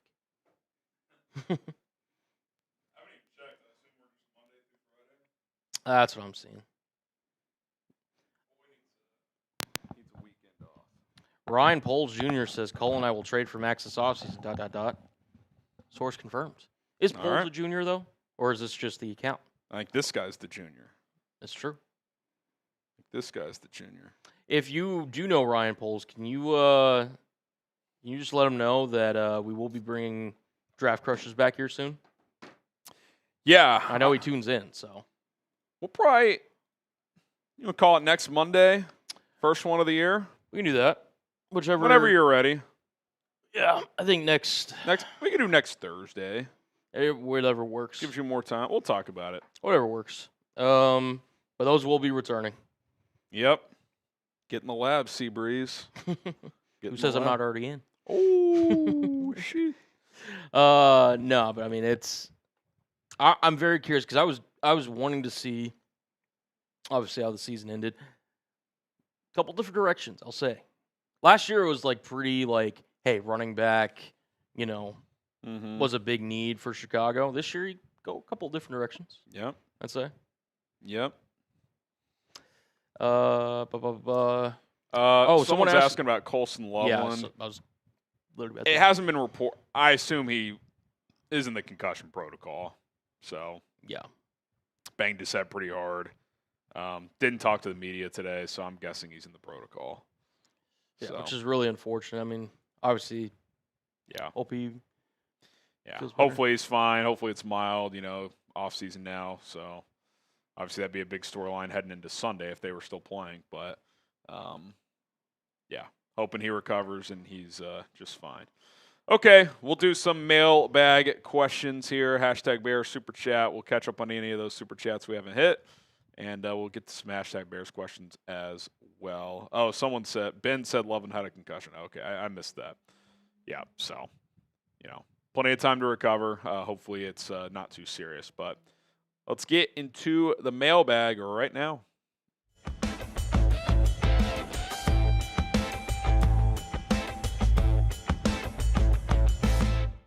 Our first off-season mailbag of the year is here on Chicago Bears Now. My name is Harrison Graham. Bear Down 85. Now that the dust has settled, should we go all in on Maxx Crosby? I'm still back and forth. I think it depends on how much you have to give up. If it's 2 first-round picks, I'd be a little hesitant.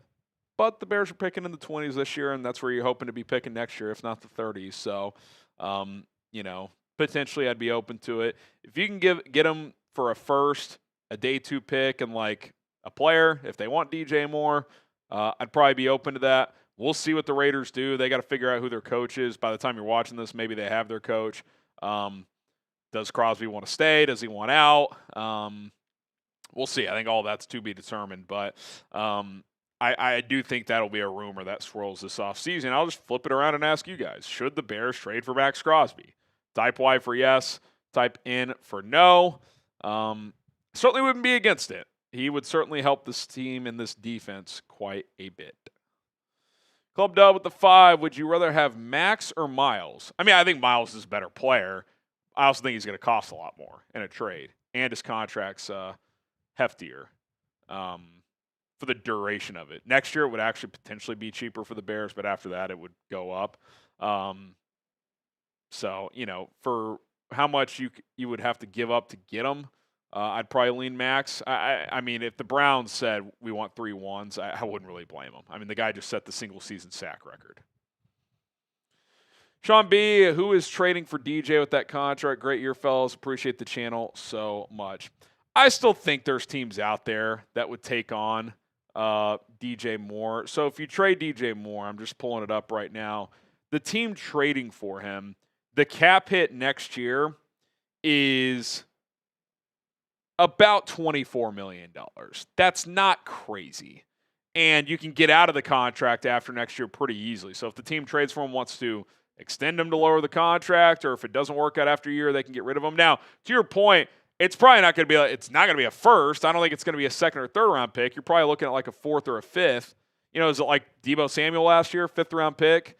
Maybe you can squeeze out a fourth. I don't think you're going to get great return, but it's about freeing up the money more than anything else. You clear $16 million in cap space. So I think you know, he's still a valuable player in the league.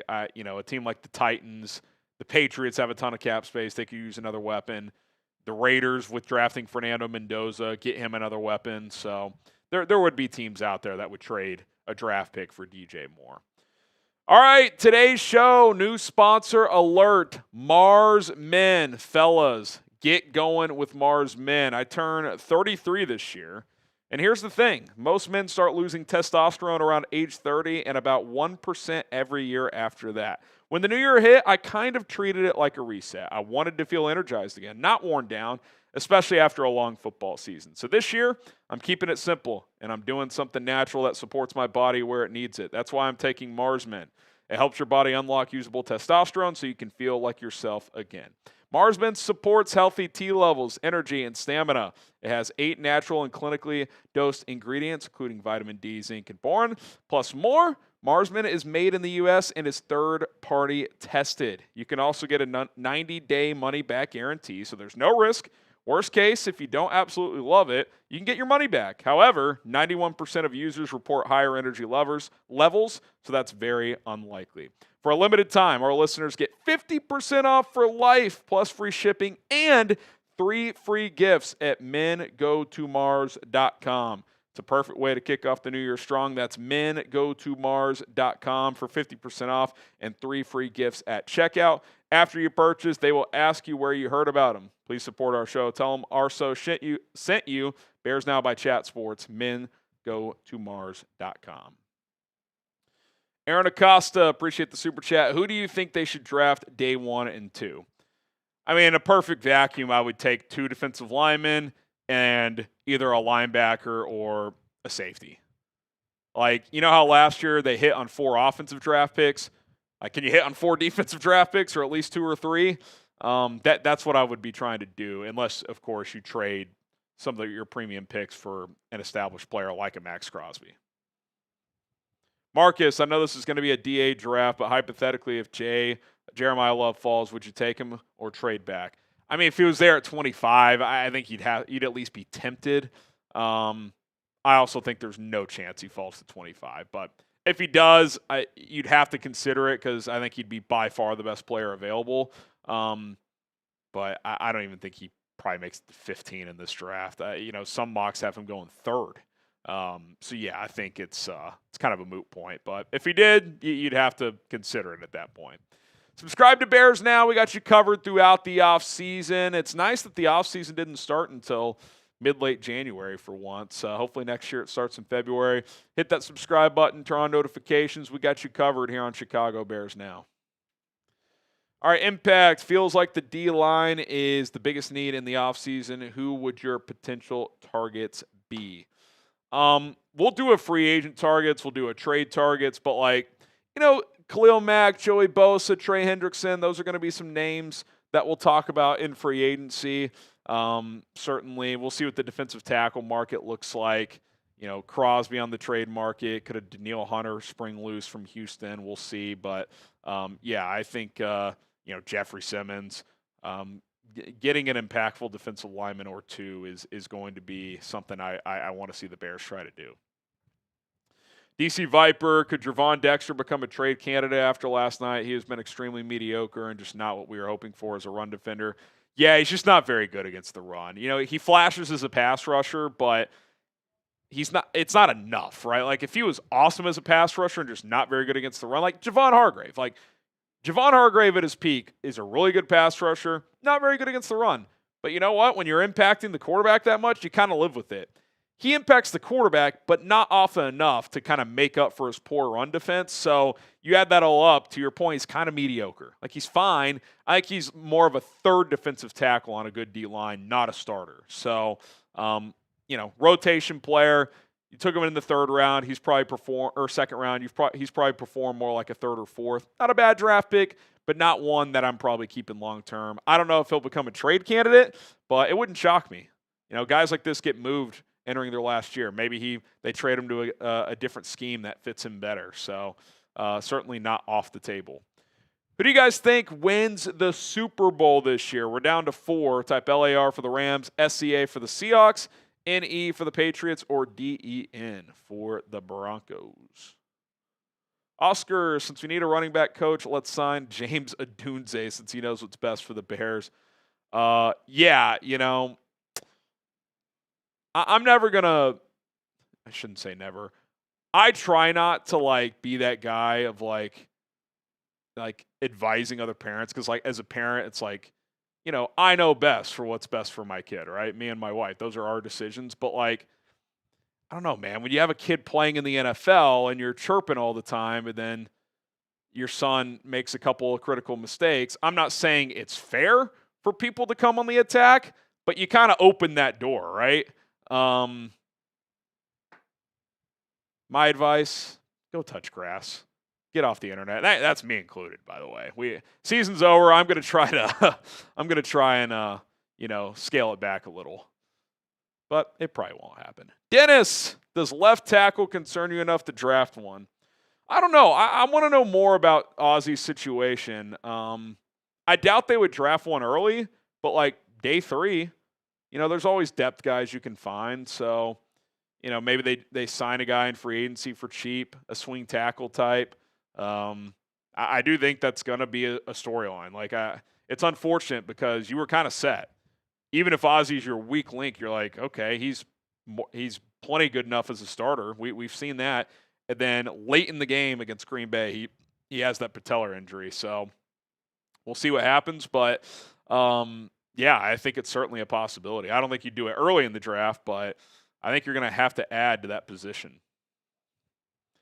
All right, take off, Dave. Any Ruben Hippolyte expectation next year?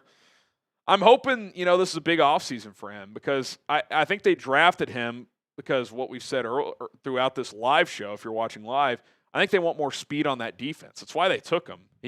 I think they said, hey, we're going to bring in this athlete and we're going to coach him up. And I just don't think it clicked for him in year 1. So they couldn't trust him. You're hoping he can at least be a contributor next year. I mean, at minimum, he's got to be able to play special teams. That's what shocked me the most. I thought at minimum with his athletic profile, he can fly around on kickoff coverage and something happened. I don't know if he's in the doghouse or what, but you got to at least get special teams value out of him moving forward. If not, that's pretty disappointing to say the least. All right, follow me on social media at HGramNFL. That's where you can find me across all platforms, Instagram, Twitter, TikTok. We're still going to be pumping out content over there, sliding the DMs as well. They're wide open. So give me a follow and check me out on those platforms, and we'll continue to pump out the content. Bear down. Wasim. It's Wasim. I like Indiana. 31-17 Hoosiers. I think Miami hangs around for 2.5, 3 quarters, but I just – Carson Beck's going to have to make some plays, and I think over 60 minutes, I just trust Mendoza to make more. Can Indiana defend the wide receiver screen? Yes. Yeah, I mean, for Miami's path is pretty simple, Cullen. Yep. They have to control the line of scrimmage, chew clock with Fletcher in that run game. Yeah. Limit the possessions, and probably create a couple turnovers. Anything short of that, Indiana wins, in my opinion. The amount of ways Indiana can beat you in this particular matchup compared to the ways that Miami has to play in order to beat Indiana, it's night and day. like Indiana, just because of their athletic profile, the way that they're able to have more, in my opinion, a vertical threat with Fernando Mendoza in this passing offense, along with rushing the football. To me, to your point, Indiana's got to win time of possession. They got to win the turnover battle. Beck's got to, make sure that he can just execute and sustain long drives, similar to what they did against Ole Miss, except Ole Miss is not Indiana in terms of what they have up front.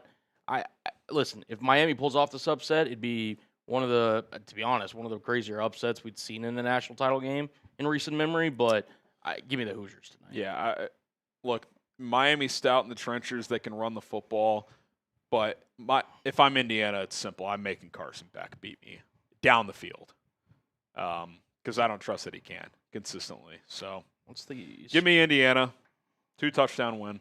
I don't think it'll be like the Oregon game. I don't think they'll win by 30, but I think they win by 10 plus.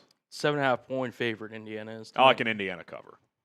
If I could see, like I had 31-17, I could see a backdoor maybe, like Miami's down 2 touchdown scores in the final minute or something, but I don't think the game will be in doubt in the final 5 minutes. Alex Todd, saw your 4 verts, did not take you for a Josh Allen truther. He's got the body and the juice, but serious peripheral vision issues, can't track multiple bodies past 20-ish yards downfield on a rollout. I mean, is it a hot take to think Josh Allen is good? I also was pretty critical. I thought he lost them that game. I don't know what I said specifically, Alex, but yeah, I mean, we talked about it in the office. I don't know if I specifically mentioned it on the show. That play at the end of the half, Colin, there's just no defending it. I mean, it's the worst turnover of the playoffs by far. It reminded me, and I told you this, we were talking about it before the Bears game yesterday. It reminded me of his first playoff game against Houston where he tried a backwards lateral over his helmet, just trying to, create something that just didn't happen in terms of like the recklessness of it. Mm-hmm. And well, in that same game against Houston years ago, he threw a jump ball to a fullback 30 yards downfield. Yep. That almost got picked off. So, he almost just went into that I have to go Superman mode here. And at times he has to do that for that team. Right. That was not the time to do it. Like, What's the best case scenario on that play? You get like 12 yards and out of bounds, and there's like 6 seconds left. Like it was a textbook the juice is not worth the squeeze moment, and he just blew it. Right. And it cost them 3 points, and they lost in overtime. So it was a huge moment. It's a huge moment for sure. No doubt about it. Big Dumper will get your super chat on screen here in a second. In fact, right now, he said, I saw a great quote. Packers fans are more emotional about the loss than Bears fans. I guess same applies to Commanders fans. Look, fans chirp. It makes it fun. It's part of me, especially when it comes to the Packers, it's like, guys, you guys have had this forever. Like, this is our moment. Like, and I'll tell you this, too. For Packers fans who for years were like, this isn't a rivalry. It's not. The Bears are irrelevant. And, like, look, in some ways they weren't wrong. Like, the way they're acting this year, it's like the rivalry's been, rolling for 20 years. So you can't make that claim anymore. I'll tell you that. I will tell you that. Crisis King, and then we'll get to our last segment. I think this offseason you spruce up your defense, get a linebacker, corner, defensive tackle, and edge on offense, get a couple cheap receivers, get a kicker and a punter prop. Thoughts? I don't think you change your kicker and punter. Listen, Cairo's not banging in 64-yarders, but he knows how to kick at Soldier Field, and that's incredibly valuable. We saw it down the stretch of the season. Tough conditions. He's making big kicks. He's your kicker next year. Torrey Taylor, he's still on a rookie deal. Has he been worth a 4th-round pick? No, but I don't think you're getting rid of him. So I don't think you change anything there. Cheap receivers, I think you probably get 1 or 2. You might just bring back Zaccheaus and Duvernay for those guys. Jade Walker, that's your 3, 4, 5 potentially. Maybe add another guy in the mix. We'll see. But yeah, I agree with most of the defense. We'll see on corner. I mean, if they feel good about Jalen this offseason, I think Jalen and Tyreek, if they're healthy, that's a good duo. Is Jalen going to get all the way back to like peak all-pro form? I don't know. Maybe he does, maybe he doesn't. But even if he's 85% of himself, that's still a high-level starter. And Tyreek Stevenson, I still think, is a serviceable to good starter. So I think you're okay there. Terrell Smith will be healthy next year. Hopefully Zay Frazier can give you something. You could bring back a Nick McLeod for depth. He can play all 3 corner spots, so there's value in that. Not going to cost you any money. So, I actually think at corner they're okay. They just got to stay healthy. I mean, that's the key. Health is wealth. The best ability is availability. And I mean, look, every team kind of goes through that every year, but for the Bears, especially in the secondary, I mean, it just was like it's brutal. That's where Nahshon Wright had a lot of value this year because he was healthy. His availability was a big asset because not only did he make plays, even though he got exposed as the year went on, I don't know where they are without him. Like in the middle of the year, it was like him and Nick McLeod. Yep. So we'll get to Volts and Timber after this last segment. All right, one more segment. We'll hit any last-minute Super Chats, and then we'll sign off and call it a day.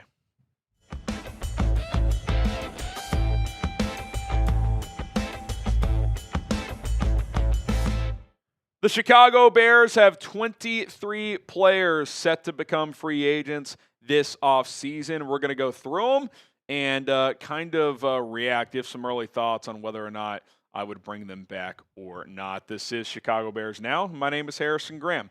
All right, let's talk about some notable guys first. I'll reveal 2 at once here. Kevin Byard and Jaquan Brisker, your 2 starting safeties. My gut tells me they'll probably prioritize Byard over Brisker. Byard said in his final media availability on Monday that there is mutual interest between he and the team. He's year to year at this point, given his age, but I think there's a good chance he's back. Brisker has made it clear he'd like to come back, but unclear how interested the Bears are. He obviously, played really well in the playoff game against the Rams. My gut tells me the Bears let him test the market and see where it goes from there. If I had to guess right now, Byard's back and Brisker's gone, but things could certainly change. Nahshon Wright, who, was a bit of a revelation, right? Kind of a boomer bust player, created a lot of takeaways. Those did disappear down the stretch, and, he certainly got beat a lot, but did play a lot better against the Rams in the playoff game. He does have good parts to his game. I think, though, like for Nahshon Wright specifically, forget the Bears for a second, this is your chance to cash in, right? I don't know what the contract will be, but some team will pay him decent money. Even if it's just $8-10 million a year. Like, if you're Nahshon Wright, I think you got to take the best offer. And if you're the Bears, I think you just let him go. Good year. He was healthy for Chicago. I think they got the most out of him. I think as the year went on, we kind of saw, like, okay, this is kind of why he's been a journeyman. If you make him play laterally, you can get him in advantageous spots for the offense. So I feel pretty confident he's on a different team next year.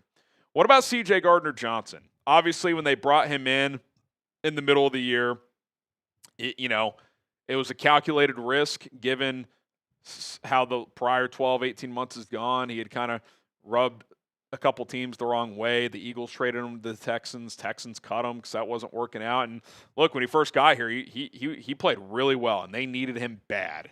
And, kind of like Nahshon Wright, as the season went on, he got picked on a little bit in coverage. But there's value in a guy like this because he's a Swiss Army knife. He plays with emotion. He seemed to fit in well in the locker room. So I'm open to bringing him back, but I think it's got to be cheap. 1-year deal, $3-4 million.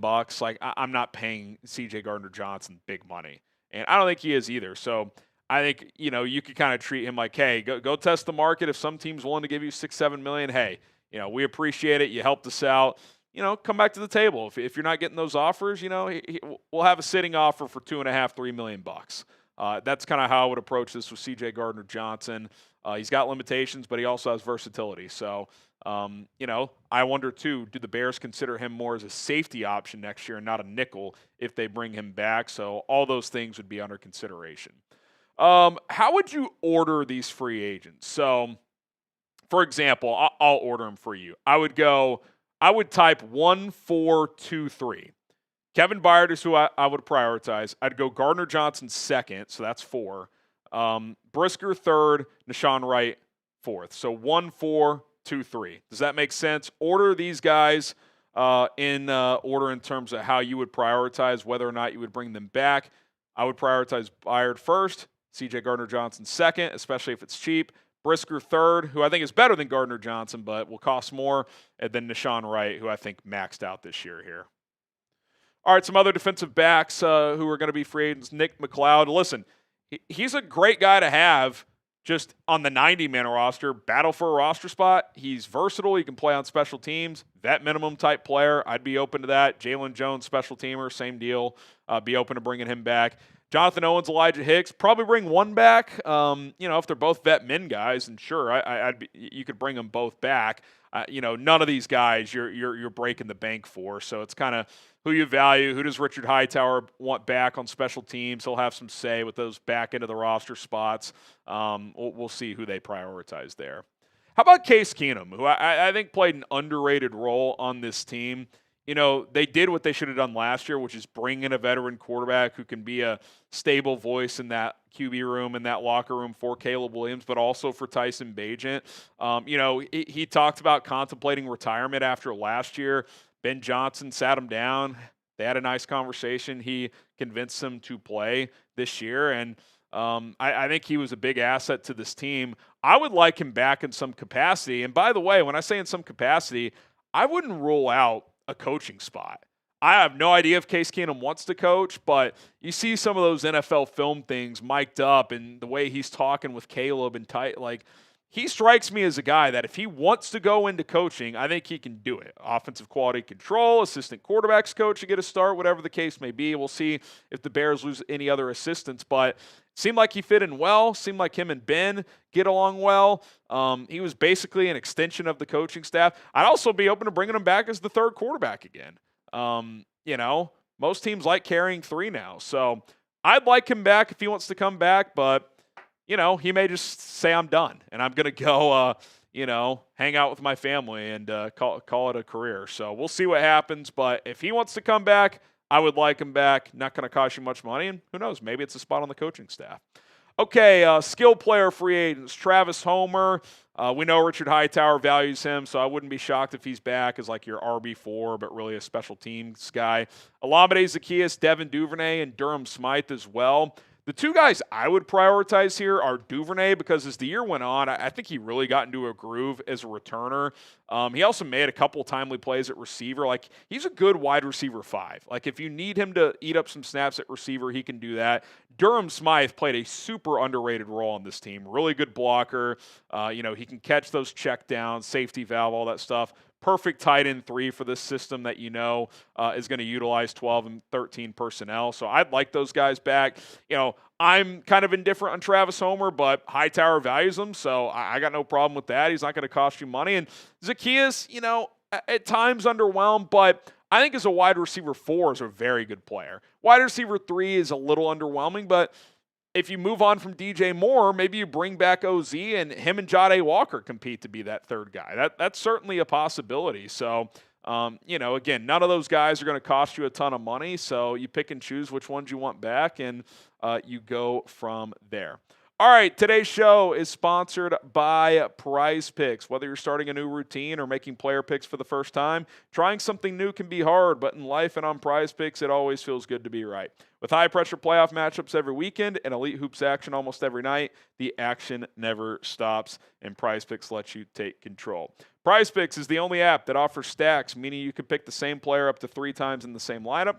Want to pick more on a quarterback's pass yards, rush yards, or touchdowns? Now you can, all in the same lineup, only on Prize Picks. The way it works is simple. You pick more or less on 2 to 6 player lineups, and if you hit, you win money. I got a 2-player lineup for this upcoming weekend. Matthew Stafford, more than 35.5 pass attempts. I also took more on Sam Darnold's rushing yards, 7.5. I think he'll have a couple scrambles in that game. $20 lineup to win $60 if I hit that 2-player lineup. Download the Prize Picks app today. Use our code CLNS to get $50 in lineups after you play your first $5 lineup. That is code CLNS to get $50 in lineups after you play your first $5 lineup. Prize Picks, it is good to be right. All right, Braxton Jones. Doesn't it feel like a fresh start is probably coming? I think he'll have a chance to go compete for a starting left tackle job somewhere. He's kind of like a bridge quarterback. He's not a high-end starter, but, hard to find left tackles with 40-plus starts of experience. So my gut tells me he goes elsewhere. Now, with this Ozzie thing, is there a world where the Bears bring him back? Maybe. Because Trapillo, my guess is that he's not going to be ready to start 2026. Now, I don't know that as concrete information, but that's what I think is going to be the case. So there could be a world where Braxton Jones is back. I doubt it. I think he'll sign somewhere else. I do think Theo Benedict will be back, even though they didn't roll with him as the starter in this playoff game. The main reason he'll be back is it costs you no money. He's an exclusive rights free agent, which means they can tender him on a one-year deal for the vet minimum, and he has no other options. He can either sit out the year or sign the tender. He will sign the tender, and they will bring him back. Now, sometimes ERFAs, teams will offer like cheap multi-year contracts like, hey, instead of a one-year, $1.2 million tender, here's 2 years and $5 million. Would you rather take that? They could try that with Theo and lock him in for a couple of years. But even if Theo is back, and even if he's the leading guy to be your week one left tackle, which could certainly be the case until Ozzie gets back, I still think you need another addition there, especially if Braxton Jones is gone. Is Karan Amagaji going to come back and be that guy in year 3? I don't know. I mean, my gut feeling is he's probably not on the team next year. Big offseason for him coming up. So easy decision to keep Theo because it costs you no money and he's got some versatility and value there. But I think you're probably going to need another addition there at left tackle. Do the Bears need to add a left tackle? What do you think? Type Y for yes or type in for no. I think they're going to need to add somebody.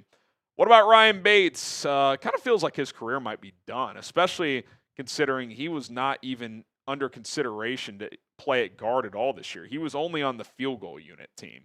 That's the only snaps he played this year. Remember earlier in the year when Jonah Jackson went down for like a quarter, Luke Newman played. When they went to Joe Thuney at left tackle, he wasn't even in consideration. It was Jordan McFadden and Luke Newman is who they debated with, and they went with Jordan McFadden. So, there were rumors heading into this season that Ryan Bates might have to medically retire. He gutted it out this year, but kind of feels like his career's over. And if it's not, I don't think the Bears are going to be re-signing him. Some defensive line free agents, Andrew Billings and Chris Williams at defensive tackle, Dominique Robinson and Joe Tryon-Shoyinka at defensive end, Daniel Hardy, who's one of your better special teamers. I would think Hightower is going to advocate to bring him back. Let's start with the D-tacs. I don't think Billings fit that well in this scheme. I don't think he'll be back next year. Chris Williams, probably the same. I doubt he's back. I think they got to revamp that position a little bit behind and potentially ahead of Gervon Dexter and Grady Jarrett. I thought Domrob, actually, when he, on the limited snaps this year, played pretty well. He had that strip sack of Matt Stafford in the playoff game. If you can get him for pretty cheap, vet minimum or slightly more, come be an edge 4 next year, I'm fine with that. Like, I actually thought he played fairly well. You could say the same with Tryon-Shoyinka. It kind of feels like, hey, pick one of those guys, maybe the cheaper option, come be the 4th edge. And then hopefully you get better ahead of those guys along with Montez Sweat and Austin Booker. But out of those 5 players, I'd say Hardy's back for special teams, and maybe you pick one of those defensive ends to return. How about DeMarco Jackson? So he's a free agent this year. The Bears picked him up after cutdown day from the Saints. I thought when he played pretty well. Now, I don't think he's a high-end starter, but they could try to go cheaper at linebacker and spend more elsewhere. Like Tremaine Edmonds, he's going to be a cut candidate. Not saying they're going to cut him, but they could. DeMarco Jackson you could get for pretty cheap. And again, not going to be a high-end starter, but with his speed, could have some value where you pay him, $3-4 million to be a starter for you. You can't have premium and high-paid players at every position. You got to kind of pick and choose. So if they're going to, re-sign a couple members of the secondary, add some money into that defensive line, something's got to give, and that might be the linebacker position. So, maybe you hope to get TJ back and healthy for next year, and you pair him with DeMarco. And those are your 2 starting guys. So keep an eye on that possibility. And then your last free agent is Scott Daly, the long snapper. If he wants to play, I assume he'll be back. We'll see if that's the case, but he has been your long snapper the last couple of years for this team. All right, there you have it. The Bears 23 free agents. We know there will be new faces, so I'd say half of these guys at most are going to be back and probably less because, players in the fringes, there's always new faces anyway. So we'll see some of those big decisions, especially in the secondary, what they opt to choose. But we'll have it all covered here on Chicago Bears Now. So hit that subscribe button. Do not miss out. We will have you covered. Alex, he's good. You said they should build the team around Josh Allen. I think that's a bit heavy. Caleb warrants the build around Josh Allen is too leaky every year. So we're in the Caleb has surpassed Josh Allen camp. That's it's a little rich for my blood. And I'm the biggest Caleb fan there is. Big Caleb. I think Caleb can enter the stratosphere of being one of the best quarterbacks in the league. He's got the talent. What, you're not going to build around Josh Allen if you're Buffalo? What are you doing? Roll Mitch Trubisky? James Cook. Just build around the running back. Old fashioned. Cook's awesome. I love James Cook. Yeah. Sarcasm, you couldn't tell. Yeah. Guys, Colin's not going anywhere. I don't know what you guys are talking about. Going home at some point. Yeah, we're going home.